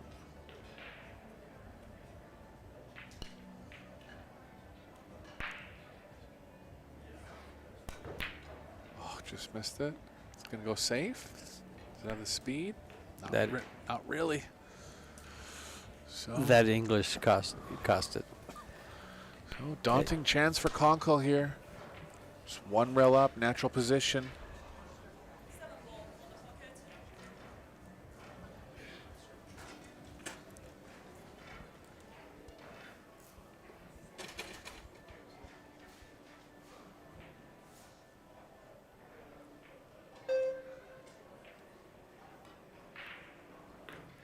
Doesn't want to be on the rail.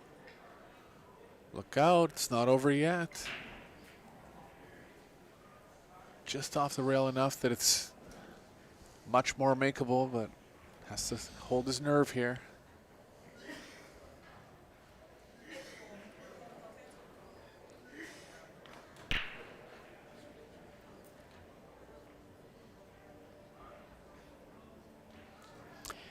Trust your fundamentals here.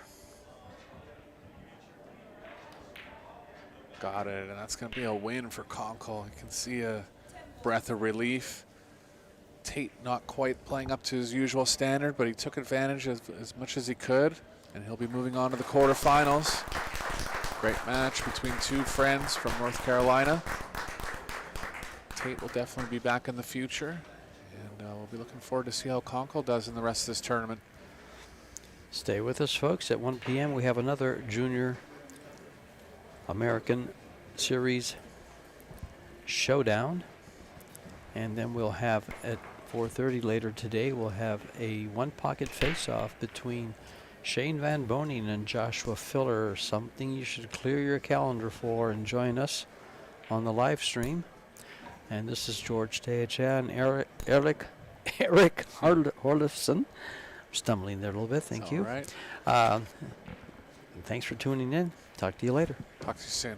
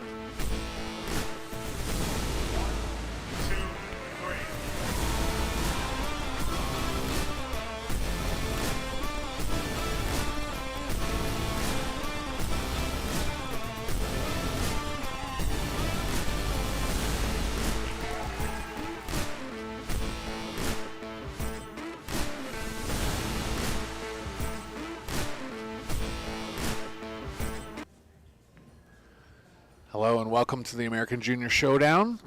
Today's match features D'Angelo Spain from Maryland and Adrian Prasad from California. It's a 12-player invitational tournament. This is round one. Prasad's coming in at 710 Fargo. Spain coming in at 602. Spain only 16 years of age, up-and-coming prospect in the game. He's done well in some American Junior Series tournaments. Prasad coming in with more experience. Winner of one of the MOB $1,000 entry tournaments. He's played in a lot of men's events as well. Never seen Spain play. We'll see how he gets off here in this match.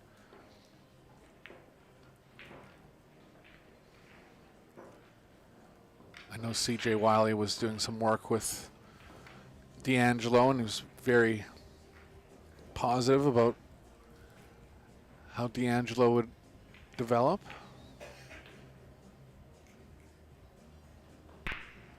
Sponsored by Jay Flowers and Jaws. A couple other sponsors on his side sleeve as well, Salado and Town Tips. Good to see these junior players getting some support early in their careers. So Prasad to break in rack number one here, going from the side rail.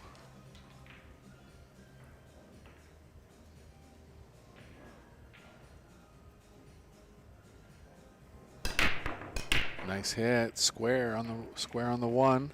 Just missed the one on the side, but he's going to leave Spain a straight in on the one.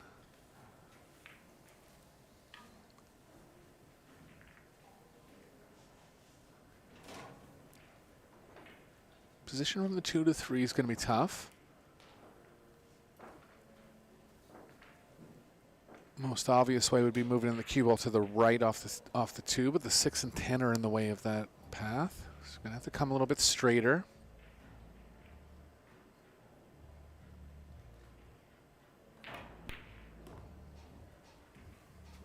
Looks like he's just straight enough that he can hold up the right side of the table. It's going to take some left spin and a bunch of power.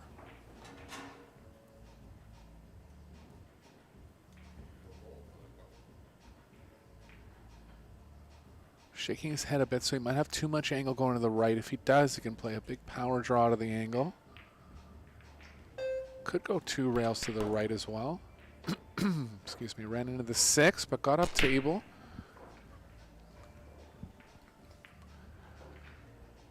Gonna try to be playing the cue ball between the 7-8 here, 1 rail.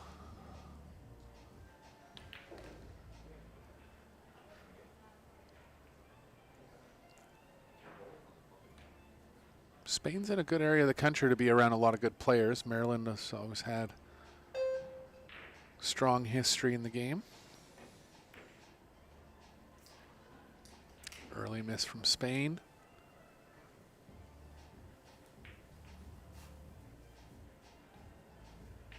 Prasad will be looking to contact the cue ball, the 3 ball thinly here. Get as much energy moving back towards the 4 on the side as he can.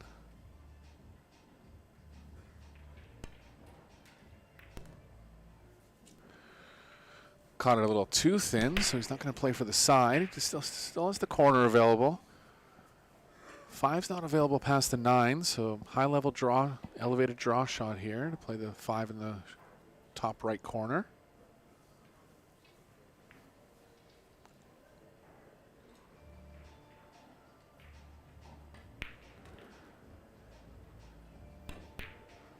Great hit. Shot's tough, just slightly underdrawn. Pretty thin on the bank. It is available, but tough to judge because of the thinness. Look for him to play the cue ball behind the 9 here if he can. Yeah, it's called the bank. Cue ball's going to have a lot of travel here, but it can run into the 9 to slow it down.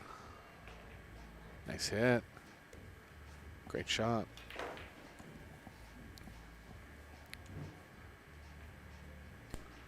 Natural one rail position for the 7.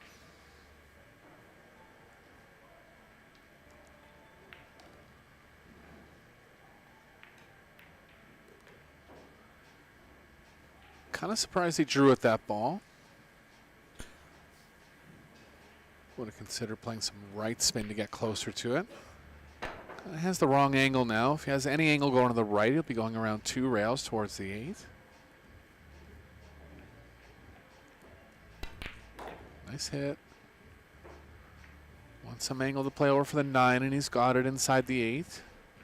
Gonna take a little speed here. Just got to be careful on the pocketing angle.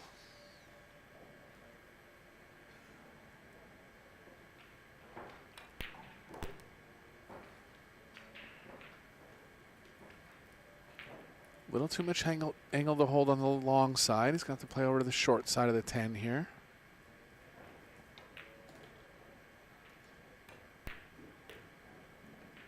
Oh, he might end up on it. Yeah, it's going to be too thin to cut it in.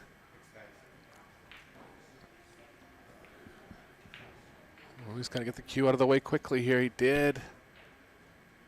But left the 10 hanging. So a little break here for Spain in the first rack. He needed it. He'll be feeling the nerves. He's coming in with a little less experience than Prasad.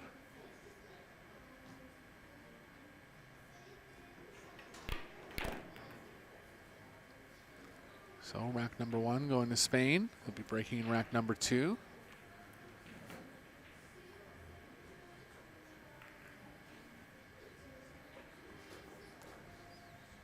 Prasad was runner-up in the World Junior Championships. Highly accomplished player for his age. One of the most successful players on the American Junior Series, Showdown.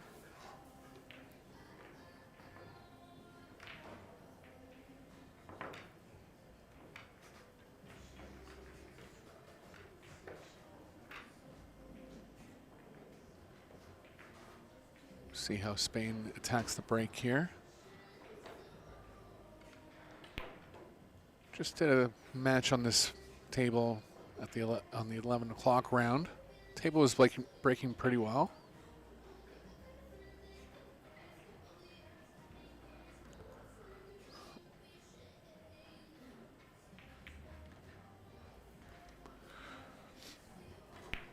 Prasad played in the men's event as well. Had a tough draw. Took an early exit in that one. Not sure if Spain was a part of the men's event.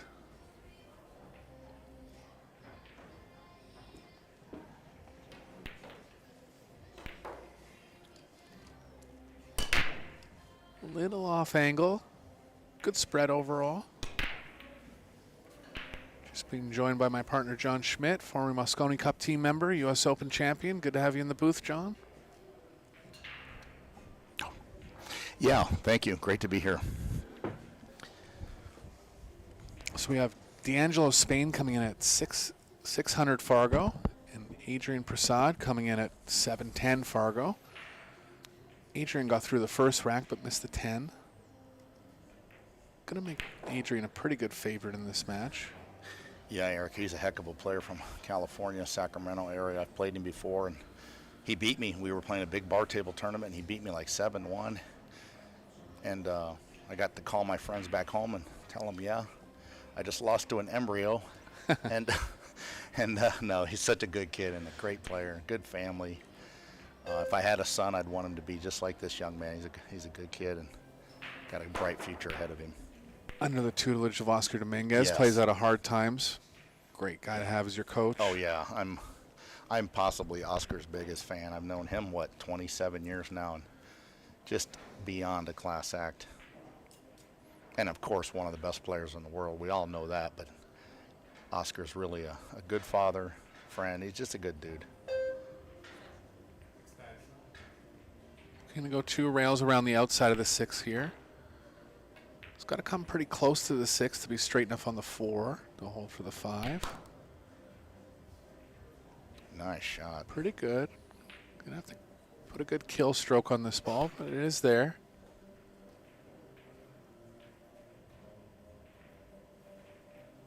Yeah, it's amazing. He's about a 700 Fargo, right? Yeah. Eric? Wow.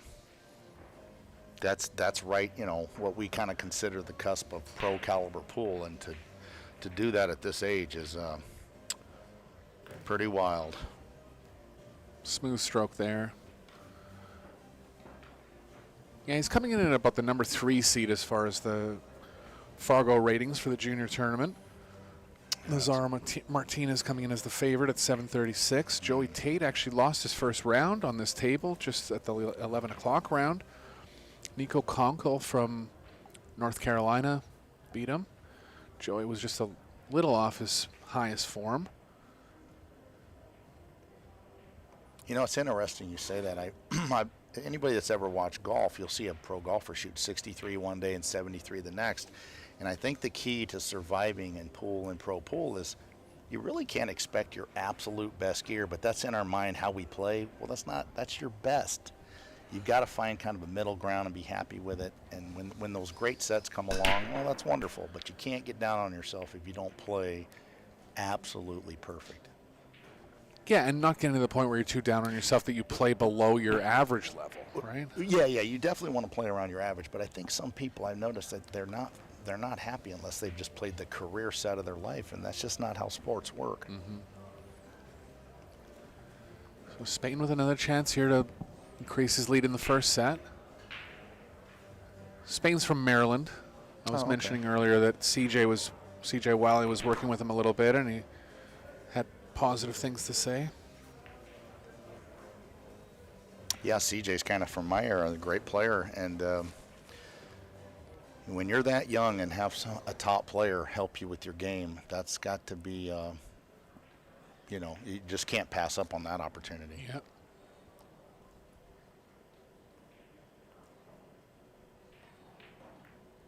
Nice shot there. Yeah, good judgment there. Playing the ball with a bunch of right spin. He's going to have to power up a bit here.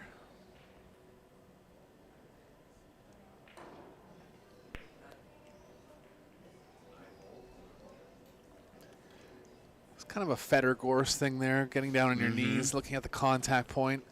Never really was my thing, but it works for Federer, and you can see a lot of players kind of copying that now. Nice shot. Yeah, this is so great for the game to see young people getting into it and having heroes like Van Boning and Fedor and wanting to be a pro player. It's so good for the game.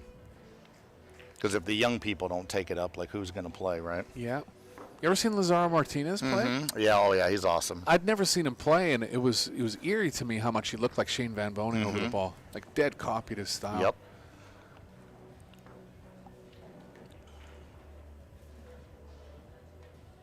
So a bit of an ominous start here for Prasad. Missed two makeable balls. Missed the 10 in the first rack, mainly because he got out of position. Missed the makeable 6 in rack 2. This is a single knockout, so having to come with the performance right out of the gate.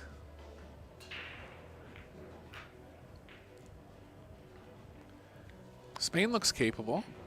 I was mentioning in the last match, the player that beat Tate was only at a 650 Fargo, but to me it looked more like a 700. I mean, these juniors are improving monthly. Yes, yes. So even off the first two racks here, I'd put Spain closer to 650 than what his Fargo actually is right now. Well, and at that stage in your life and career, you're able to improve in the right environment a lot. You'll see a youngster like this, and a year later, they're on the Pro Tour winning turn. You just can't believe it. Because all the improvement will come in a small, condensed point, and this is right when, you're going to see the huge jumps if you have the talent and the right environment and an Oscar Dominguez or a CJ Wiley helping you, things like that. Because all the talent in the world, it's a little bit tough if you just, you're not going to be a downhill skier if you're from Hawaii. You have to be in the right place.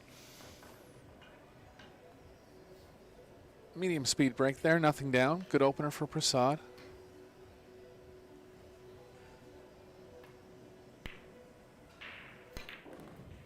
Nice shot with the rest there. That's harder to do than it looks. It's going to go before the side pocket here.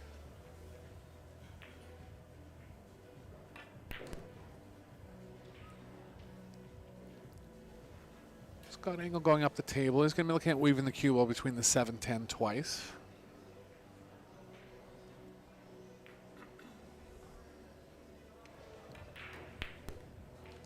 Nice shot. if you get into that cue ball there with a little too much left, you know, you get out of position. That was a little harder than it looked. He looks very composed and relaxed. It's amazing to see somebody this young do anything, pool or anything, this good.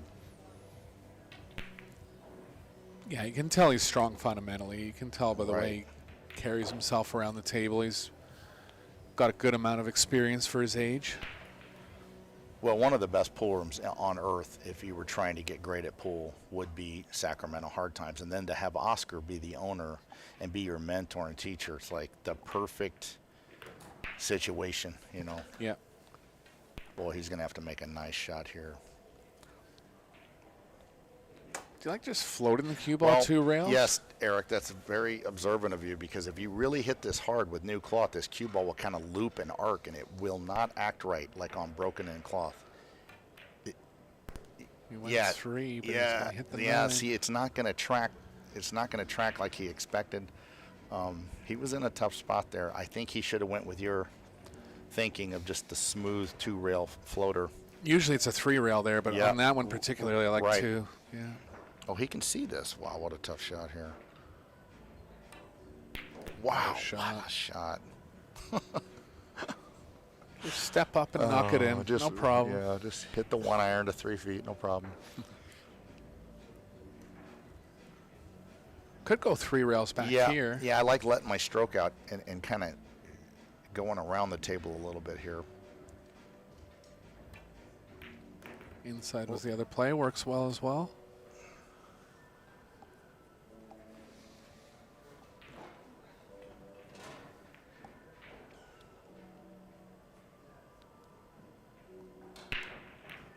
So, What an out. Yeah, good, Man. good comeback in rack number 3 for Prasad. Recognizing some urgency here in set number 1.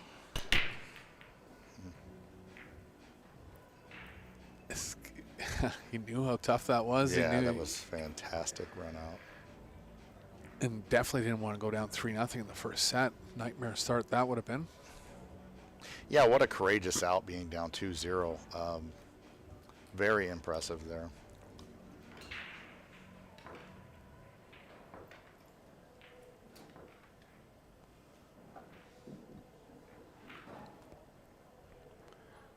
Guys are in for a good one-pocket match at 4:30 Pacific time this afternoon. Yeah, I'm looking forward to that. That should be another barn burner. The one yesterday with Bustamante and Showdown was fantastic. I thought they played great. You know, you got to remember they're playing on 4 1/8 inch pockets, and so quite difficult. But today's match will be great too. I think people will tune in and really dig that. Yeah, that was interesting. So the standard Predator tables are at 4 1/4 Which inches. is tight enough, yeah. Yeah, right? and they actually just lifted the rail top and switched the pocket Yep. sizes just for that one Yeah, match. that was cool. I don't think I've ever seen that. Yeah. Well, these Predator tables, look, I'll be honest, I represent Predator, so when they first came out, you know, I kind of internally thought, well, we'll see if these things are good or not, and I'm impressed. They are great tables, and if they weren't, Predator would fix it. The players like it, and these players are playing great on these tables, and they can't do that if the table's inferior. So hats off to Predator for producing a great looking table too, but that's here and there. How it plays is all we really care about. Yeah, world-class standard for Yes. sure. Prasad going from the middle here.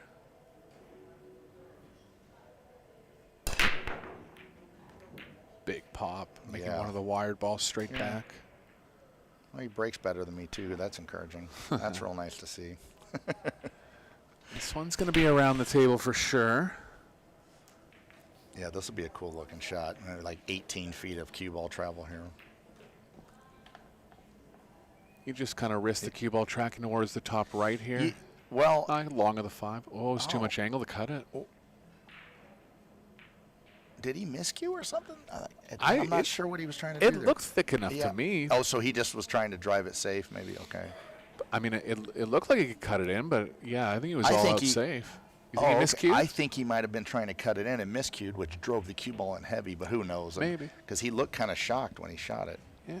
But he's not working on his tip, so I have to Our ask him later. Yeah, our first intuition there would be to throw some chalk on your Mm-hmm, tip. At least he didn't. It's a tough hit here. Yeah. I mean, I don't see him getting in there. Yeah, well, that might not be too bad. Tie him up for the ball in hand. Sometimes that's really about all you can do. You hate to do it these great players really do not like giving up ball in hand, but that's sometimes all you got. Looking to open up the 4 here. Good shot. Good shot, yeah. I like going rail first on this 2-ball, about an 1/8 inch before the ball with a little spin, and that'll help the cue ball get around the 4. Well, he stunned it around. Nothing wrong with that. Yeah, 5 balls up in Yeah. the top left pocket here. So small cue ball movement. Still needs to maintain proper angles. Little funny here. Yeah, this is a little tricky here. He might have to stay below the 6. Okay, good shot. Perfect. Boy, I like how he plays. I mean, I've seen him play a few times in the course when he tortured me in Bakersfield, but I haven't really watched him play on a 9-footer, and I'm just loving what I'm seeing so far. Who do you like in the 1-pocket match? Tough to call a winner there. Yeah, I mean, they're both such talented players that whoever kind of has the balls cooperate that day, I would say. But I think Shane would be the first to admit, statistically, he struggled against Filler. Filler has his number. I've heard of that. And there is such a thing. There's certain players that you just struggle against, because if you look at Shane's career, like, nobody has his number. He's won like 2 million tournaments. But against Josh, it just seems like he can't get the momentum or something. I don't know. It's like Josh has a 75% winning percentage Yes, against yes, him, which is yes. obviously like couldn't name another player with that high of a winning percentage against Shane. You know, when Shane started winning all the 10-ball tournaments, you know, the detractors would say, well, he breaks good. And I told him 15 years ago, I said, no, this guy could break one-handed and beat most of us. He runs out good. He shoots super straight. He plays position amazing. And Shane's 1-pocket is fantastic, and I think it's overshadowed by how great he plays 10-ball. He's a handful for anybody playing that 1-pocket. Well, look, he beat Tony twice in long sets. Very, Challenge just matches. a great all-around. He just understands everything that can happen with the pull balls. And, yeah, Shane, he is one bad dude on a pool table, I'll tell you what. I don't think either of them have been playing much 1-pocket. I mean, no, it just seems like every time Shane shows up to a 1-pocket tournament, he wins it. So, I mean, he's played enough of it. But I think Shane is the best 1-pocket player I've ever seen that hasn't played like that 10,000 games of it like the great players. You know, he just plays it when he needs to and wins the tournament, goes home and goes fishing. Yeah, he did well at the Derby. Yeah. I can't remember where he finished, but somewhere in the top 3, maybe even the final. Mm-hmm.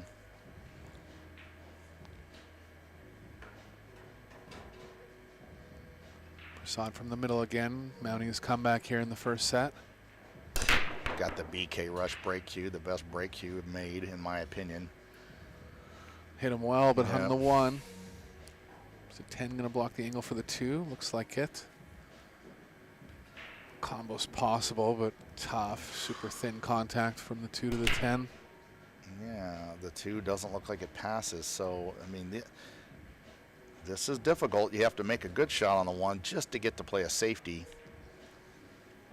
Karamov 2 balls into the 10. Would you even consider coming off the left side of the 1 now, 2 rails down behind the 10-7? Sure, and maybe move the 10 or something. Or something, yeah. right? Because this is because you could paint yourself into a corner here if you don't see this too. Okay, he can see it. Oh, it didn't look like the ball goes. I mean, he might be just having a second okay. look. I don't think it does. No, it doesn't. But see, now you're sort of in a bad spot, you know? And this is something these youngsters, they'll get better at what we call moving. I'm not saying you did anything wrong here, but I would have considered not pocketing the 1 because now you're forced to deal with the tricky 2. Right.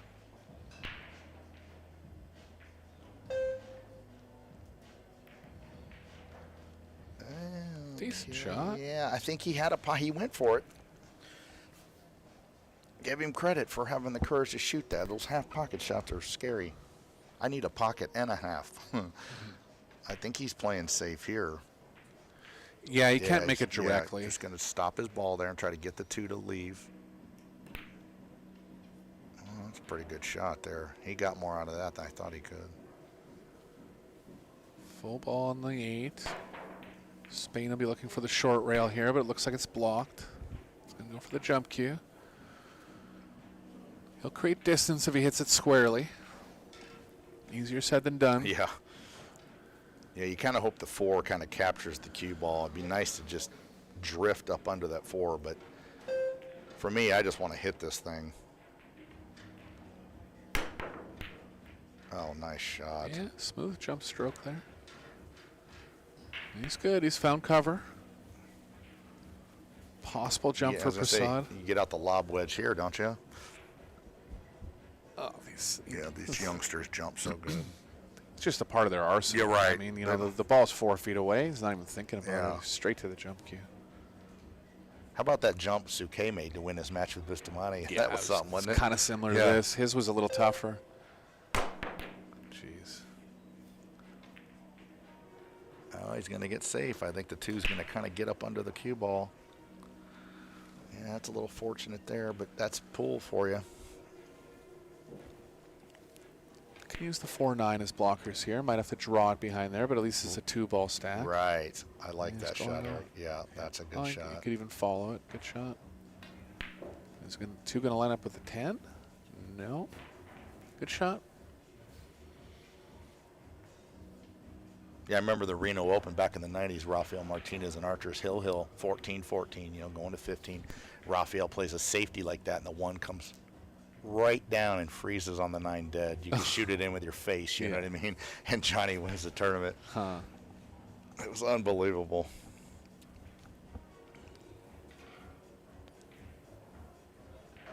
Well, I was going to say, he's definitely jumping here. Okay. I think he was just thinking about how the 2 could come off for the cue ball. Called the 10 in case.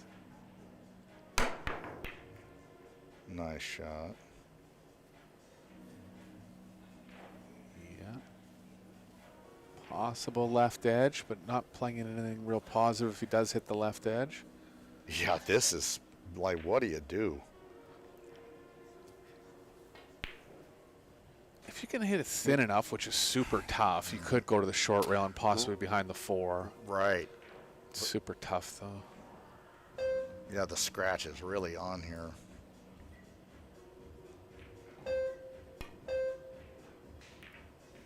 Yeah, I'll tell you what, he'd be pretty happy with that. Sure. Standard half ball kick here. Best case result is for Prasad to leave the cue ball behind the 5 or kind of in line with the 3-10.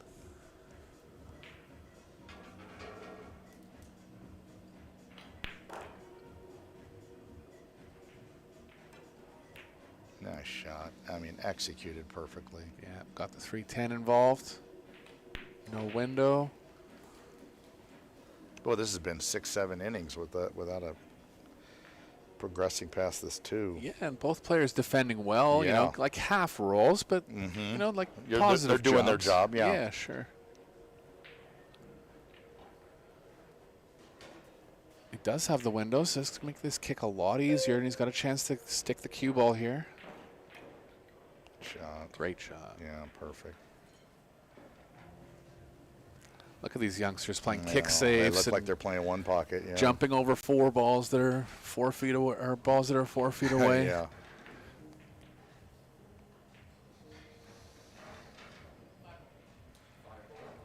Just going to run the cue ball into the 5 here, play the 2 up the middle. Nice shot. Jeez, perfect.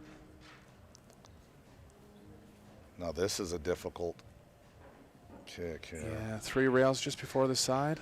I mean, yeah, and you're kicking at such a small ball here with it out away from that rail. I am thrilled when I manage to hit these.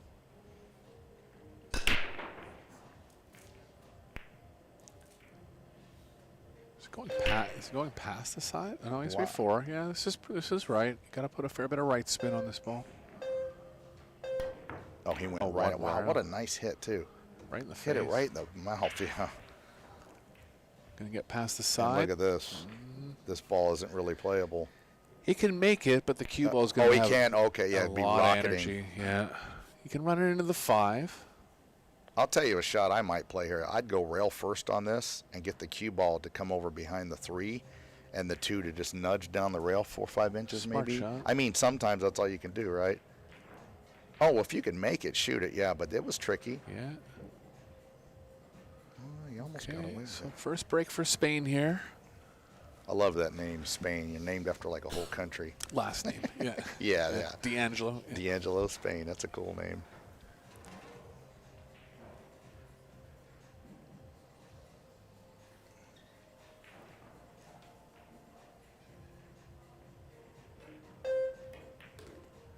Nice shot. Put a little inside, a little firm. But he might get away with it. It's good. Straight Yeah. back draw angle. Gonna have to play the 3 into the side with speed, so gonna have to target it properly. The 4 does pass the 6.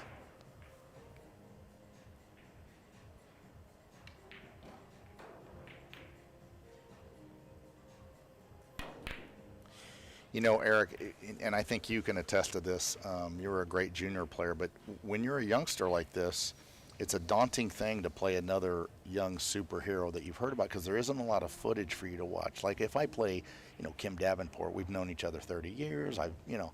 But Adrian and this young man maybe have never competed against each other. So you're hearing about his legend and he's hearing about yours. And, it's kind of that uncomfortable first battle. And really, it's like that for almost every player they Right. play, right? They just don't have as much match experience. I Right. mean, people maybe in their own area, they've played them a few Right, times. But when they exactly. go out to majors, it's like for every match, it's Yes, the first time you yes, played this yes. guy. It's kind of... Yeah, you're not sure if you want to ask them for their autograph or like what you're supposed to do.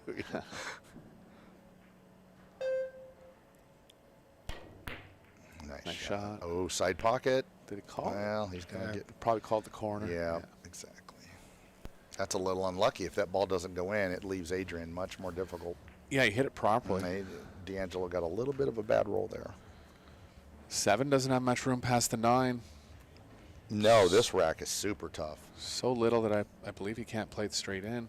Yeah, I agree. I think he's.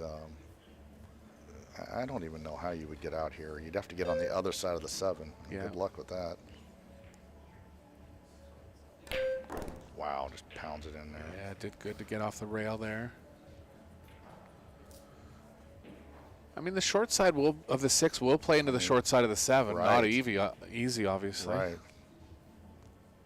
And the only other thing would be to maybe come down on that 7, nudge it over the rail, and lay behind the 9. That's not as, exotic looking, but it'll win, right? Mm-hmm. Yeah, just get the cue ball back in that area. He's going to have to hit the second rail now. Does he have room? Man, this is so thin. It looks to me like you'd have to, warp this in and go up and down the table a couple times. I'm not a big fan of that. Well, at least hit multiple rails. Something, right? Like if he does play off the left side of the table, he can hit 2 rails to kind of slow it down, maybe even 3. I guess the ball goes. Yeah, it was a little thicker than I thought. Nice shot. Yeah, I guess this goes in. Well, if you ever see a good player like this take this long of a look at a shot this close, it's definitely like a half a pocket. This is quite missable. Fantastic. Yeah, extreme right part of the pocket there. A little unlucky on the bump on the 8. He's going to go all in on the bank here. Big spot in the first set. Wow.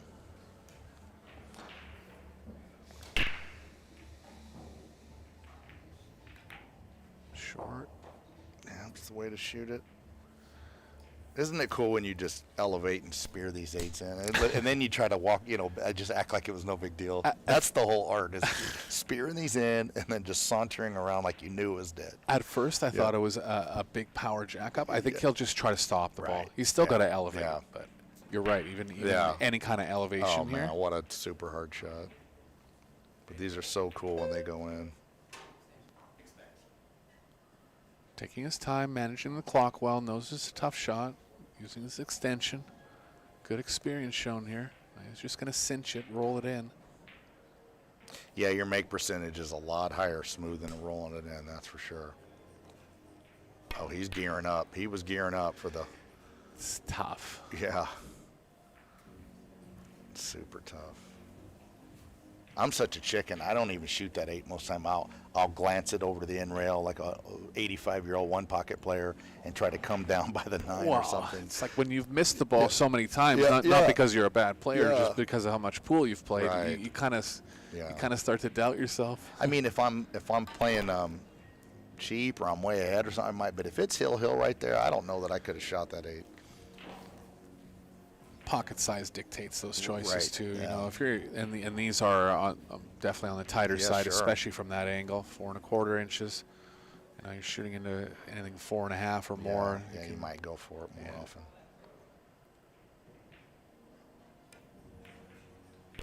When I'm dogging it, though, you could take the rails off the table. It wouldn't help me, Eric. There's no pocket big enough when I'm choking out there. So Prasad, after being down 2-0, wins the next 3. Yeah. Tough chance for Spain there. It was good moving rack. Not sure what Prasad was talking to the ref about. I don't think he would have known he's not on 4 there. Just some kind of random conversation.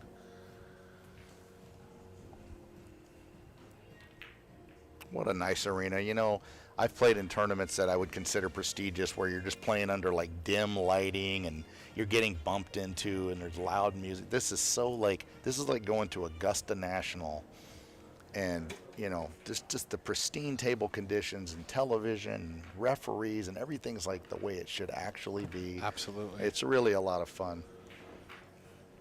The game's finally becoming a sport. Right. Predator, a big part of that.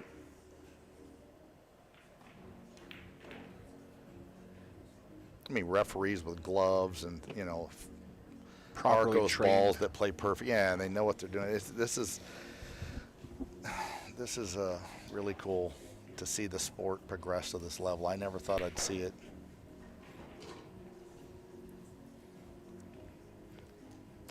Prasad's been hitting the break well. No break and runs yet, but I like how he's hitting them. Oh, yeah, he breaks great.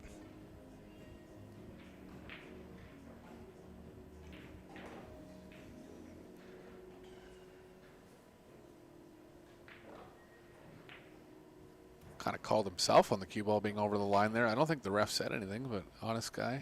Thought it might be too far.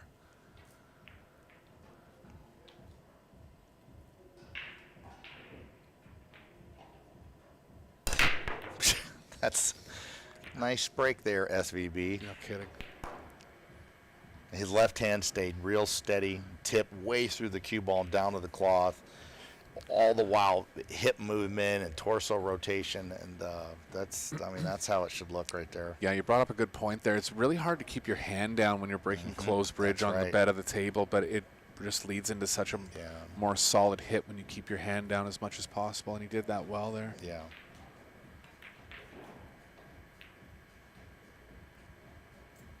Knew he had big coverage going that way. Good shot. Spain's going to have the left long rail. Well, it's going to go off the short rail, which is okay yeah. too. Yeah, maybe a little easier to hit it. But Less of a scratch. too. right. Yeah, right.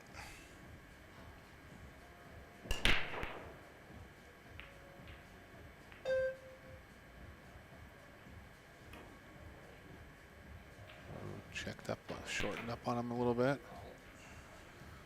So Prasad for the first chance to win the first set here. Yeah, the key shot is this. Well, they're all key, of course, but the 3 to the 5 has to really be played right. So you want to kind of come down below this 3 just a little bit. So he'll roll this forward about 1.5 feet. And now he might have even liked a little bit more angle to move to the 5, but this will work nicely. Yeah, slightest bit.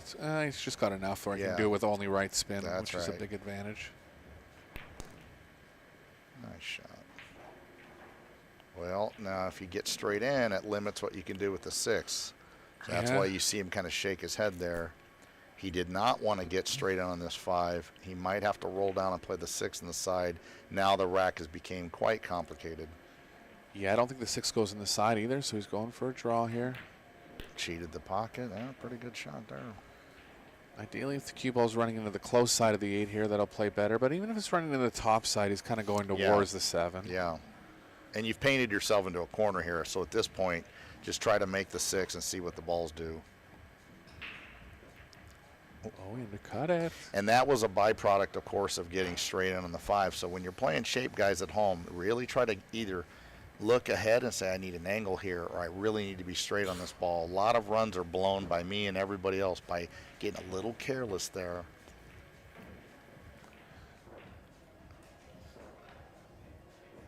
Well, we're looking at Hill here in this first set.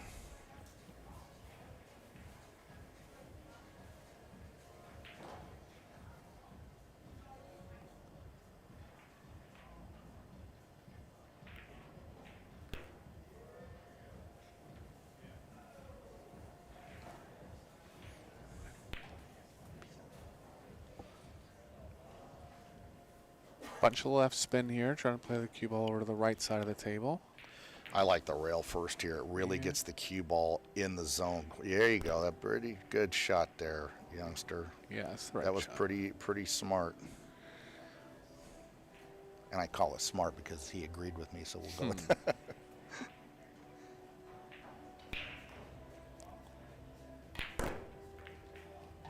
Go for the side. No. He's okay on this. No, he's not. Tough roll there. Yeah. First set's going to Prasad. I don't know, just got it into it a little too much. Got into it a little too much draw. Yeah, he had to either draw it more or draw it less. He got right in that middle where it's taking you to the side. That'll be quite disappointing.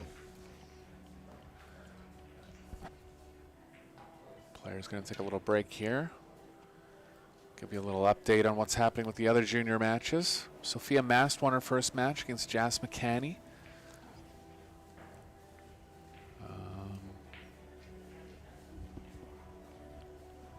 Joey Tate went down 2-0 against Nico Conkle.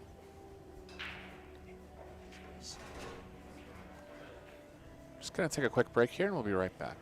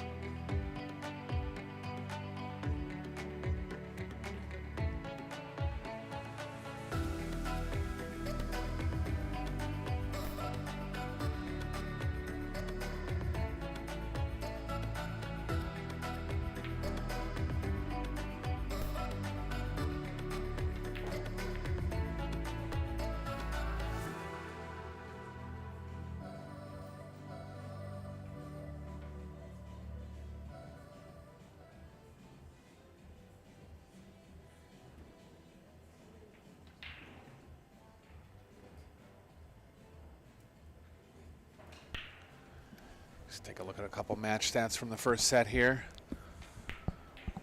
Prasad with a pretty high player overall performance at 8, coming in at 849. 50-50 on the break, which is not bad for a hand rack 10 ball.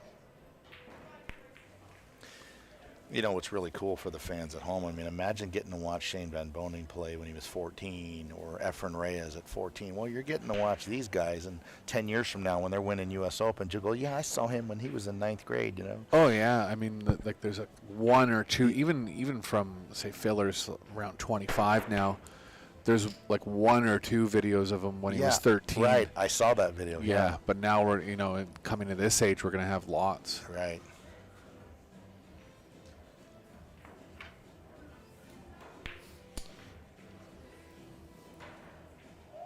I think there's one where he plays Aklankachi, actually. They're both younger than 16. Right.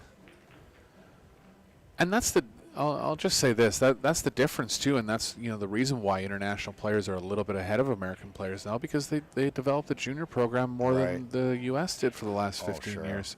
Yeah, in America, they're playing on bar tables and, you know, worrying about keeping their Fargo low so they could torture some Calcutta. I mean, it's just not, I mean, if you could take all these youngsters and have them play like straight pool and rotation and one under the tutelage of a great player, man. I mean, look what Adrian plays like under Oscar, right? Yeah. So, I mean, we have 400 million people in this country. If we did it right, we could have a bunch of little mini SVBs running around. Believe me. Well, and Predator's really looking to turn that tide with the American That's Junior right. Series. They have about 6 events a year. All the, you know, D'Angelo plays in most of them. Adrian plays in most of them, and that's the way you have to bring up champions. Yeah. One of the ways. That's you know? definitely one of the main ways for sure. Good safe there, leaving the right edge. Yeah. Looks like he's gonna have to draw if he wants to play behind the 6, and the 1 is kind of banking into the 9. If you play with a bunch of left, you might be able to straighten it out enough. How would you feel about just coming off the right edge of the 1 thin and running back down table? And Yes. Sometimes that's about all you can do, As right? long as you can miss the 6. Yeah, yeah.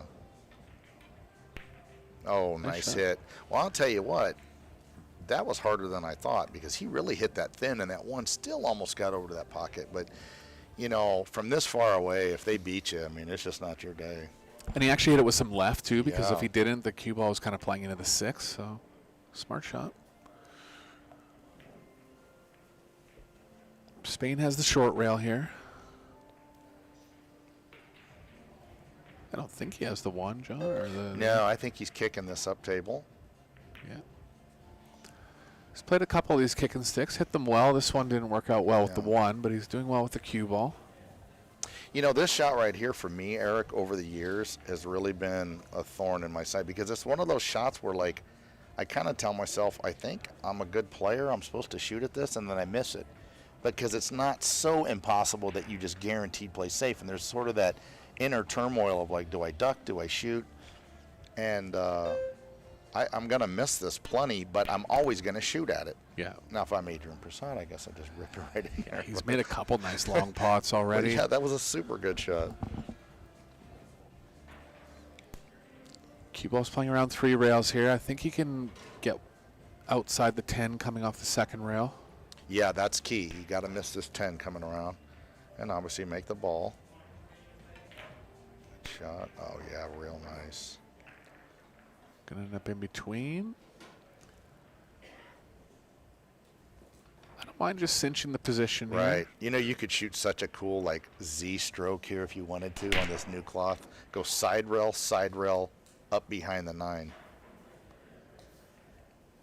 You know you're on camera. Like, let's go. Let's flash him signs. You know what I mean? So Emil Gangflode shot executed that shot yesterday. Like not quite as much bend as Corey hit at the U.S. Open, but it was similar and it was beautiful to watch. Yeah, he played it the right way, but sometimes you get the mood to, like, really wow the crowd with one.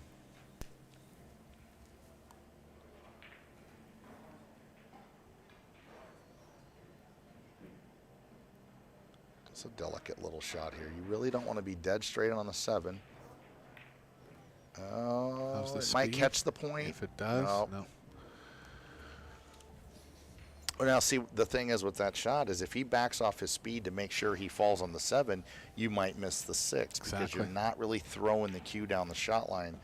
And as a player, you know, we're going to lean on making the ball more than anything. Good shot. Too long on the bank. Double That's kiss right. on the cross bank. Yeah, you can't do much here. I'm actually not sure what he should do. I think you try to get the 7 down behind the 9, Eric. Yeah, and Like that? cue ball behind the 10. Right. Spain's been put in a lot of safe spots. He's recognizing the shots well. Yeah, I like the way he hit that. It didn't work this time, but he like bent the cue ball in with a little right-hand English. Yeah, sometimes you actually have to swerve the cue ball on the That's way right, to safes. to get it to the entry and exit angle to change a little bit. Yep. Yeah. And just for you guys at home, you know, loading the ball up with spin when you're actually trying to pocket the ball is a tough proposition. But when you're playing safe, you have to understand that you don't have the contact point on the object ball is not as precise. So, you know, you don't be afraid to really spin the ball, particularly when you're playing safe. That's right. That's a good point, Eric. Yeah, you're not trying to pocket the ball, so you can really put some juice to manipulate the hit and getting the cue ball to crawl up behind something. Good thin pocketing there from Prasad, and pretty good on the 10.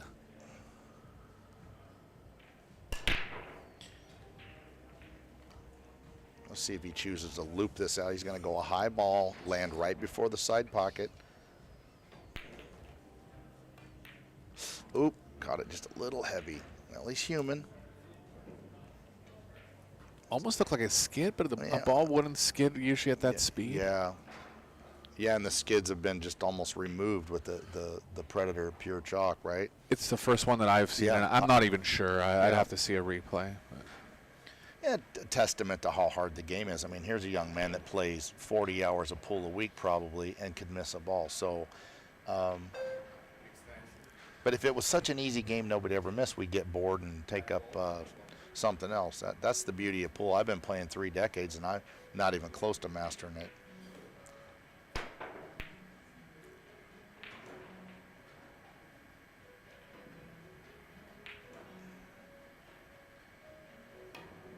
Oh, Nice great hit. shot. cue ball's Great okay. shot. Stuck 1 set to 0. Had to come with a tough long shot. Got Yeah, it down. that was really impressive, yes. Just a question, John. You know when they're going over to the contact point angle, like not the line of the shot, but they're going over to the first angle, and they're getting down lower. What do you think they're looking like? Are they looking at the bottom of the ball? Like, have you ever heard? Do you understand that theory at all, or? Yeah, to each his own on that. I've tried all kind of different ways. I think when I'm looking straight on at long shots, I look at kind of the base of the ball because then my eyes don't have to transition up as high to see the contact point. But on cut shots, I think I really kind of envision that ghost ball. I'm trying to picture, you know, that 2 1/4 landing on the 2 1/4 object ball, and it's just the way I do it. You know, it doesn't always work, but I'm not a giant fan, though, of coming off the shot line and walking over there and look, because I just feel like the object ball is my barometer for that. I don't need. I'm not a giant fan of that Yeah. at all in general. But Oh. now they're getting to the point where they're over to that line and they're down on their knees. Like I don't. Like, Yeah, it's I like. is Is it not too much Yeah, like that might body be. movement? I don't know. The first player to start that was Federgorst, and they're copying. Well, and yeah, I mean, and if Federer goes out there in a chicken suit, these youngsters are going to do that. I mean, Right. when you're Federer, you can do what you want, you know. I've just never heard any rationale behind it. Right. I'm not sure. Like it's like okay, so you got to get on your knees to look at the bottom part of the ball. Like what's the difference? I don't have know. to ask him because I think that, you know, and I'm getting fat and old, so getting down on my knees ain't happening. I'm just take my oxygen tank and stroller and do the best I can.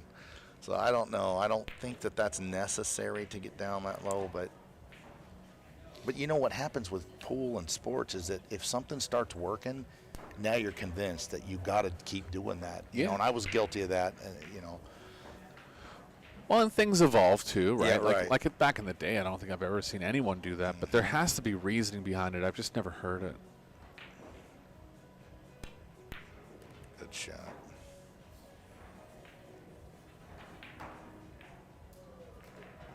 Oh, this will be a pretty stroke here. I think he has to. Yeah, maybe he's got enough angle to just slide to his right here. He does.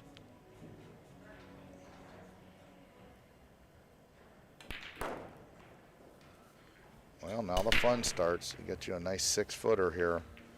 You like going around the 6 here? Yes, I do, Eric. I do. But the problem with that is you have to put a little bit of left on the cue ball, which makes the shot harder. So, but you know, sometimes if that's the right shot, then you got to shoot it.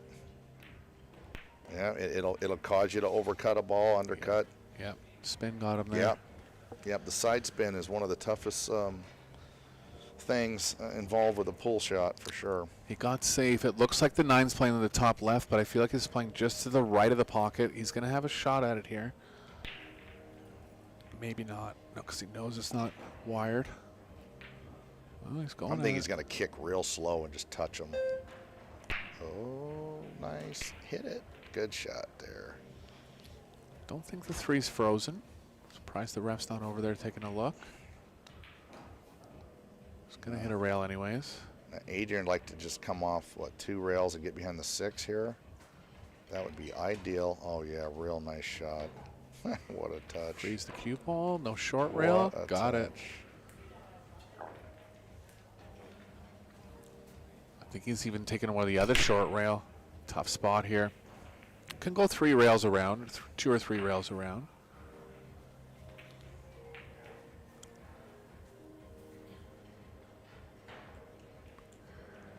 Again, probably hitting at slow speed. I mean, if you were super confident, if you're Efren Reyes, you'd go 3 rails and half ball, yeah. But super tough shot.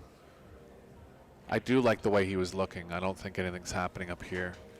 Even if it was, the cue ball's going to bend so much on the way to the 3. Right, on this new cloth, you figure to hit the 9 here a lot of times. Oh, we hit it. Nice shot. And got safe. Yes. Ish, but not.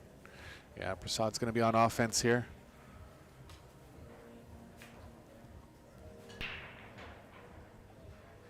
Well, Spain's displaying good knowledge of the game. I mean, his run-out prowess is, below Prasad's, but, Prasad's put him in some tough spots, and he's made some good choices, good kicks and saves.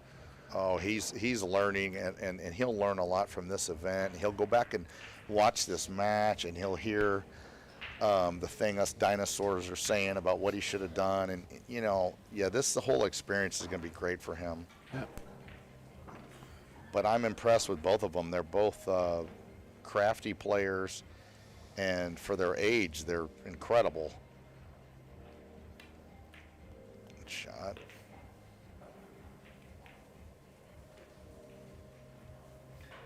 How old is Spain? About 16? Oh, he's only 16. Wow.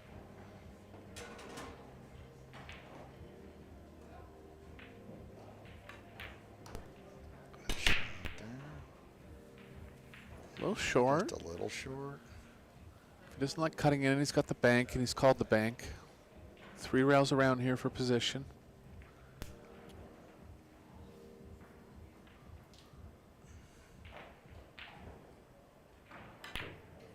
Nice pounds it in there. Shot.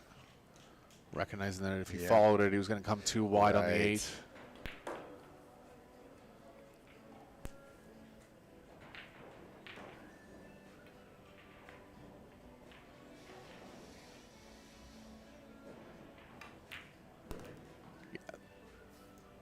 This stroke's going to serve him well throughout the years. It looks repeatable, good timing, setup straight delivery. All the people that have told you over the years they put themselves through college playing pool. Well, they just didn't run into this kid. Well, these kids, if they want to go to college, they could actually do it and do it above board too. Yeah, like exactly. Not playing in the bar for 20 a rack. Right. They can win some tournaments and have it as a side gig.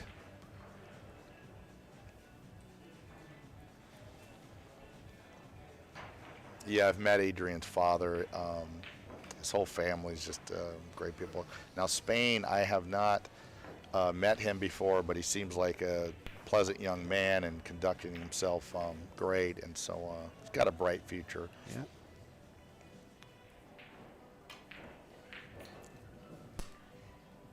And really, Good, you know, for me, when I was young, I was into golf and BMX or whatever. It kept me out of trouble.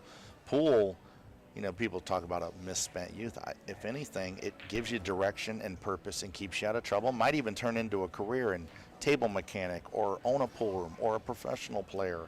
There's a lot of avenues. You don't just have to be Shane Van Boning to be in this industry. Especially now. Yes. It's a big industry, too. If you were here at this expo, this is unbelievable. What do you think? There's 200 tables and 4,000 people. I mean, this is something else. And this is just one of the Yeah, events they put have on in many of Vegas. them, Yeah. Exactly.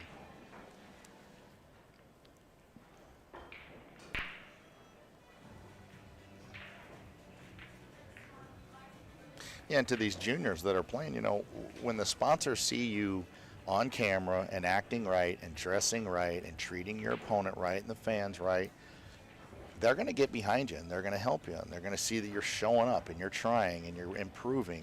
And so the sky's the limit for these youngsters, you know. Exactly. Well, you can see even on Spain's shirt there, he has about 6 sponsors. Right. And obviously they know he's a good kid and, Yeah. and they're backing him, and it's good to see.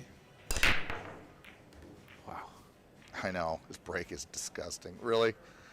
Look at this break here. Yeah. 2 balls straight in on the 1. Yeah. He could work with Shane, maybe teach Shane a thing or two.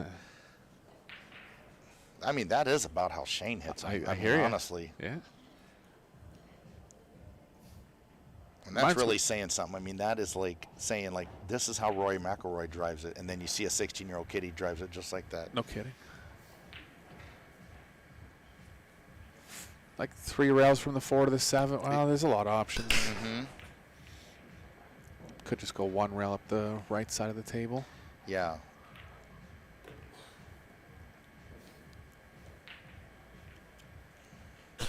Yeah, he got a little more straight on this 3. So now he has to make. This is harder. He kind of wanted a little more angle so he could go 2 rails off the 3 to the 4. He has to make a nice shot here. Get off that rail. Good shot. It's a preference shot. Right. Yeah, if the 8 was in a different spot, I'd be scared to go 3 rails off the 4 and get straight in on the 7. But with the 8 hanging over the hole, that wouldn't be detrimental. So you could play this, well. See, I didn't mind 3 there. I did mind 3, yeah, right. I don't, it's. Neither one was easy, but of course, you know, I favor what you're saying. The 3 railer to the 7, I liked a little more. Now, I'll tell you, this is a shot here where I'm not against banking this ball to the right-hand corner pocket, which is difficult, but punching this in the corner and getting on the 7 is difficult. At least with the bank, you can play a little bit of a safe built in. I think he's going to go at it. Oh, yeah. Oh, yeah. When you're 16, this pocket looks like an ocean down there.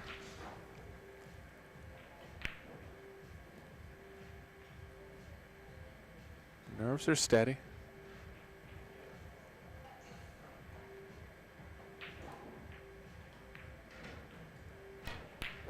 Great hit. Right in there. Nice shot. I mean, don't count Spain out here. You know? He can play. Yeah.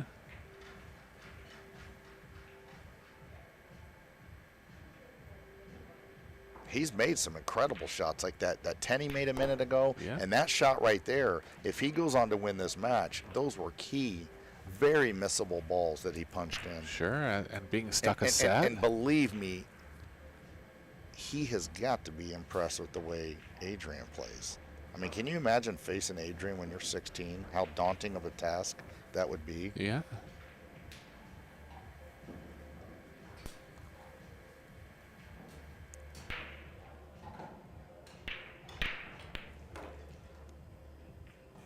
Little tight in the grip there, Boy, maybe. He looks good over the ball, though. See that elbow straight over the. Yep.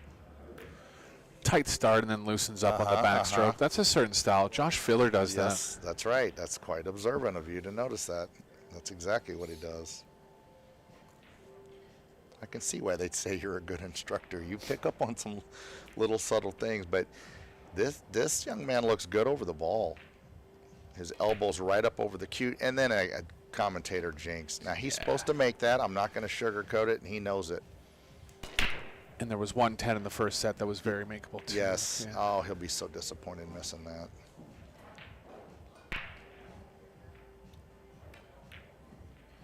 Whoa. Yeah.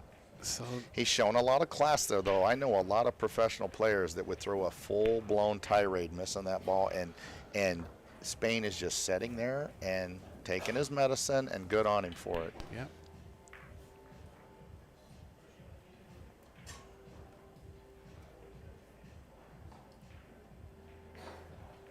He looks fantastic over the ball. He doesn't look like he's ever going to miss a ball the I way hear he you. lines up and everything. But what did he do on that 10? Did he try to spin that cue ball out 2 rails? He did, and he overhit the speed a little bit, so he just caught So a little the more swerve deflection. took late or something. Yeah. Yeah. I got you. Well, you know, pool's a hard game. Like I always say, I've missed 20 million balls myself, so. But you learn, you learn more from the misses. He'll probably, right now he's thinking, I got a little quick, or I hit it too hard, or whatever, and he'll fix it for next time. That's all you Sure. can do. Keep your chin up there, young man. You're playing good. Got a lot to be proud of. And having these matches on stream too is so Right. valuable, Oh. right? I mean, 20 years ago, okay, well, I think I did this, but Yeah. I have no record of it. I'll just have to. Oh, I mean, I can't imagine being this young and having to play in front of the whole pool world on TV. I remember being in like 8th grade and had to do a spelling bee in front of like 4 friends, and I about had a heart attack. So this is invaluable for them, but it has to be kind of spooky. Now, Adrian's played on stream a lot. Yeah. Oh, finally lost track of the cue ball. So another chance for Spain here. Well, the 3-6 sure didn't help much. Yeah. And he can't really break it out No. because he'll never get good enough on the 2. Quick decisions here for Spain because he's on a shot clock. Well, I tell you what, if he can get position on this 2-5 in the side to where he can go, make the 2-5 combination and open the 3-6 at the same time, maybe. That's a good thought. Are you thinking that would work? Yeah. That's what he's thinking too. Yeah. Thinking quickly, thinking properly. Very good.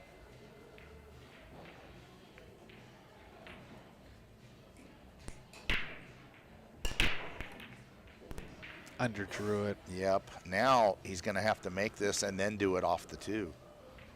Well, he's actually can cut the 2 to the left, so he's actually okay. Oh, this might open him up now then. Yeah.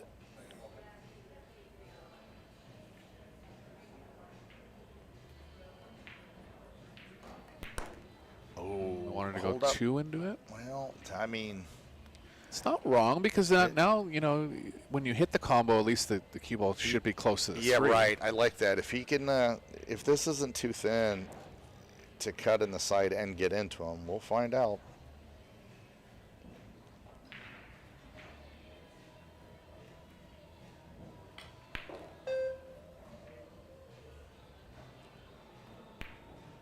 The scratch off the 6 in the other corner is always, oh, okay, he was too thin. He tried to get up under the 3. Not a bad idea. No. See, and even opened it up. Mhm. Yeah, let Adrian deal with this.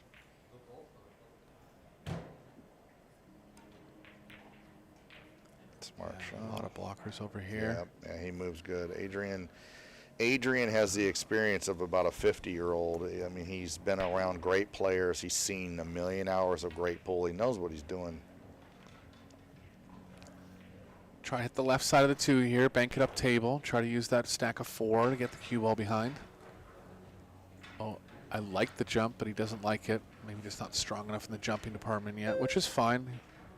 I mean, imagine, when we were learning, Eric, like the only great play I would see was if I was at a Reno Open or I was at a pool hall and somebody like you walked in, right? Now you can go home and for a month straight watch the pros play and learn so much. Yeah.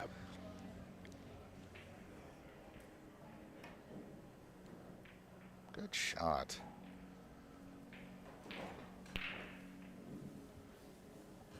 He can draw it enough to get into the short side of the 3 or even Yeah. into the 3rd rail and back over to the long side. Now it's going to play too long. He'll have to go short side. Right. I think he has to come short of the short side on the 3. He really has to spin this to miss the 4. I thought, see, this is going to open up. Oh, look at this shot. Oh, man, that was cool. It worked out. Yeah, that was pretty cool. It's okay. He apologized. He put his hand up as a way to say, hey, I know I got a little lucky there. That was classy of him. Some players will just scream in your face, let's go, when they do that.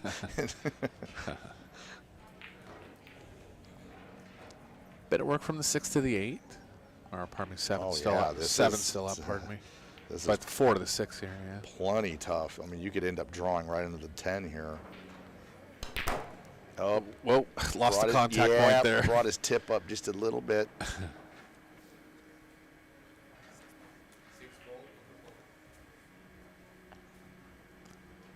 Well, I don't mind cue ball behind the 7. right. He's probably just calling that corner as an in-case call. Oh, how about All just in. Drillville? Really? What a shot. Well, if you can make him, how can it be Yeah. wrong? Now this will be a really nice positional shot. I think he'll choose to play this with high left English and go 2 rails. Oh, he can draw back. Okay. Well. Wow, Not that'll work. No, he Nope. got hooked. Okay. Didn't get the roll this time, and Spain needed this to stay in the match. Mm-hmm. Not guaranteed to get a shot here. Yeah, big game.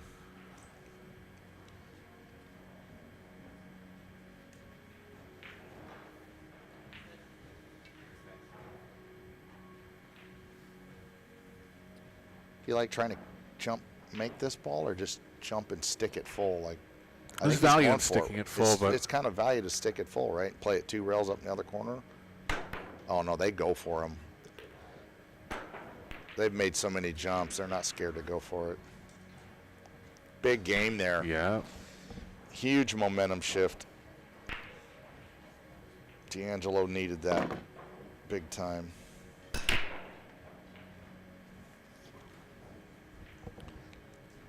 right.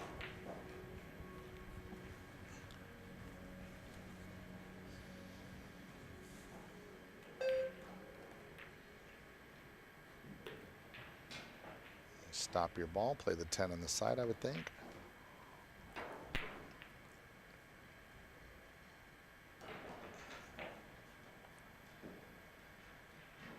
Well, this cue ball's moving to the right an inch, so he has to be careful here to not climb right on top of the 10. yeah. Well, he chose to just avoid all that and guarantee a shot on the 10 in the corner. Good.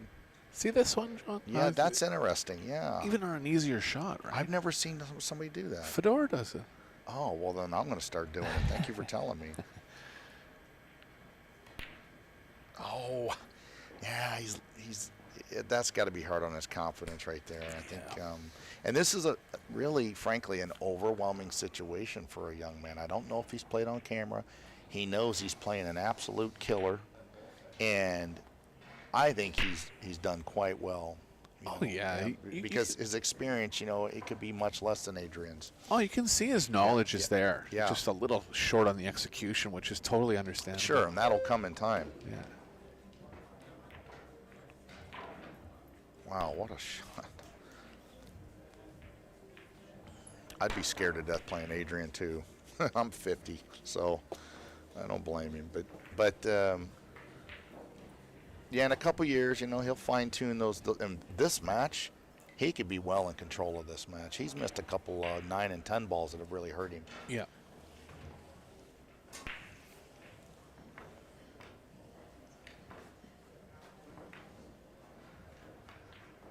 Who are you picking for the one pocket challenge?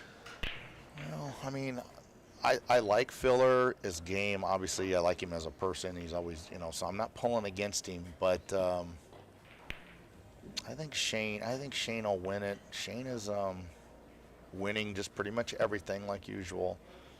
But It's a race to 5, so yeah, it's a decent amount of variance. Obviously, it can go either way. They're both such talented players. That's going to be fun to watch. Yeah. Power one pocket, Yeah, right? exactly.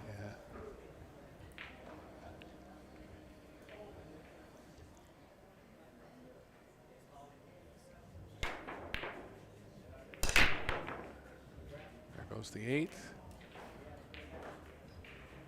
Thin cut on the 1. 6. Yeah. Okay. 2 rails up and down here. Uh-huh. If he goes for it, he doesn't have to.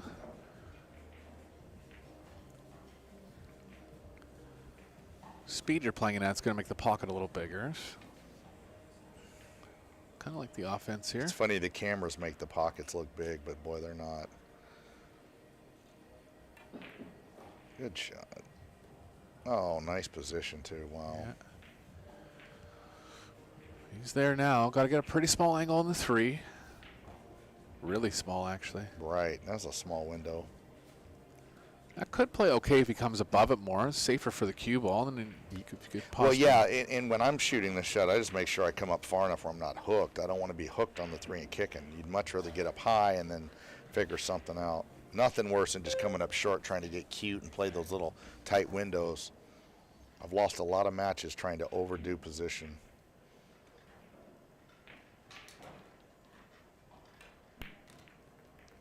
Interesting choice. Yeah, there. that was interesting. I didn't see that coming.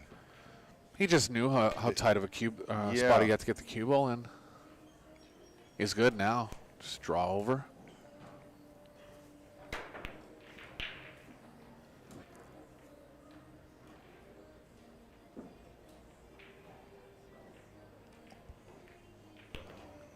Okay. Accepted a longer shot. That shows a lot of confidence. I'm trying to get 8 inches from every ball.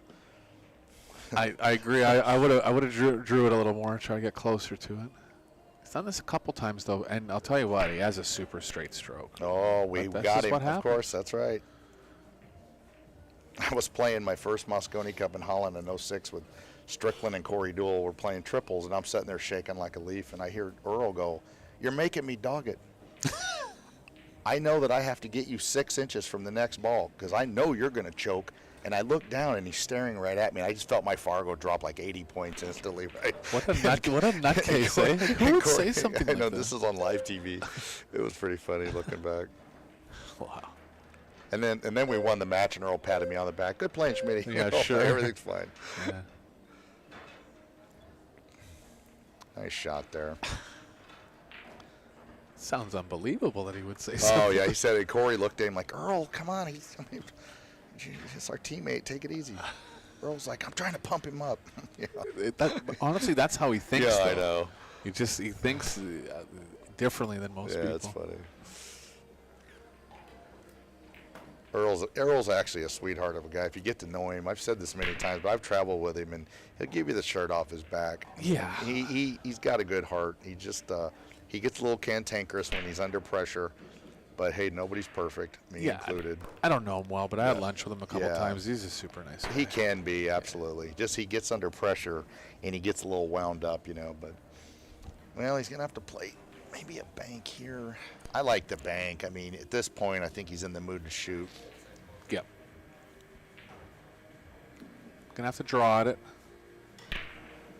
9's far from the rail, so it's not gonna tighten up that much. Right.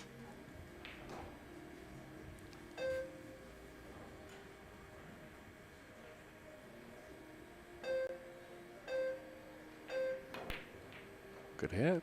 Oh, he hit it good. He hit it about as good I'm as not- you can get it without making you know, it. and I'm not just saying this to sound. I just love the way he looks over the ball. He looks really good over the ball. Steady backswing. He's got a lot to build on. He's going to be a That's heck the of a player. Yeah, that's the match. So Prasad advancing to the quarterfinals here. Going to have the quarterfinals coming up for you tomorrow in the Junior Showdown. Next round is going to be the one pocket challenge between Josh Filler and Shane Van Boning. Any thoughts on the match? Oh, yeah, John? it was just a lot of fun, and it's great to see the youngsters taking the game seriously and seeing them at the beginning of their pool careers. A lot of fun. Thanks for having me. Okay, guys. See you at the next round.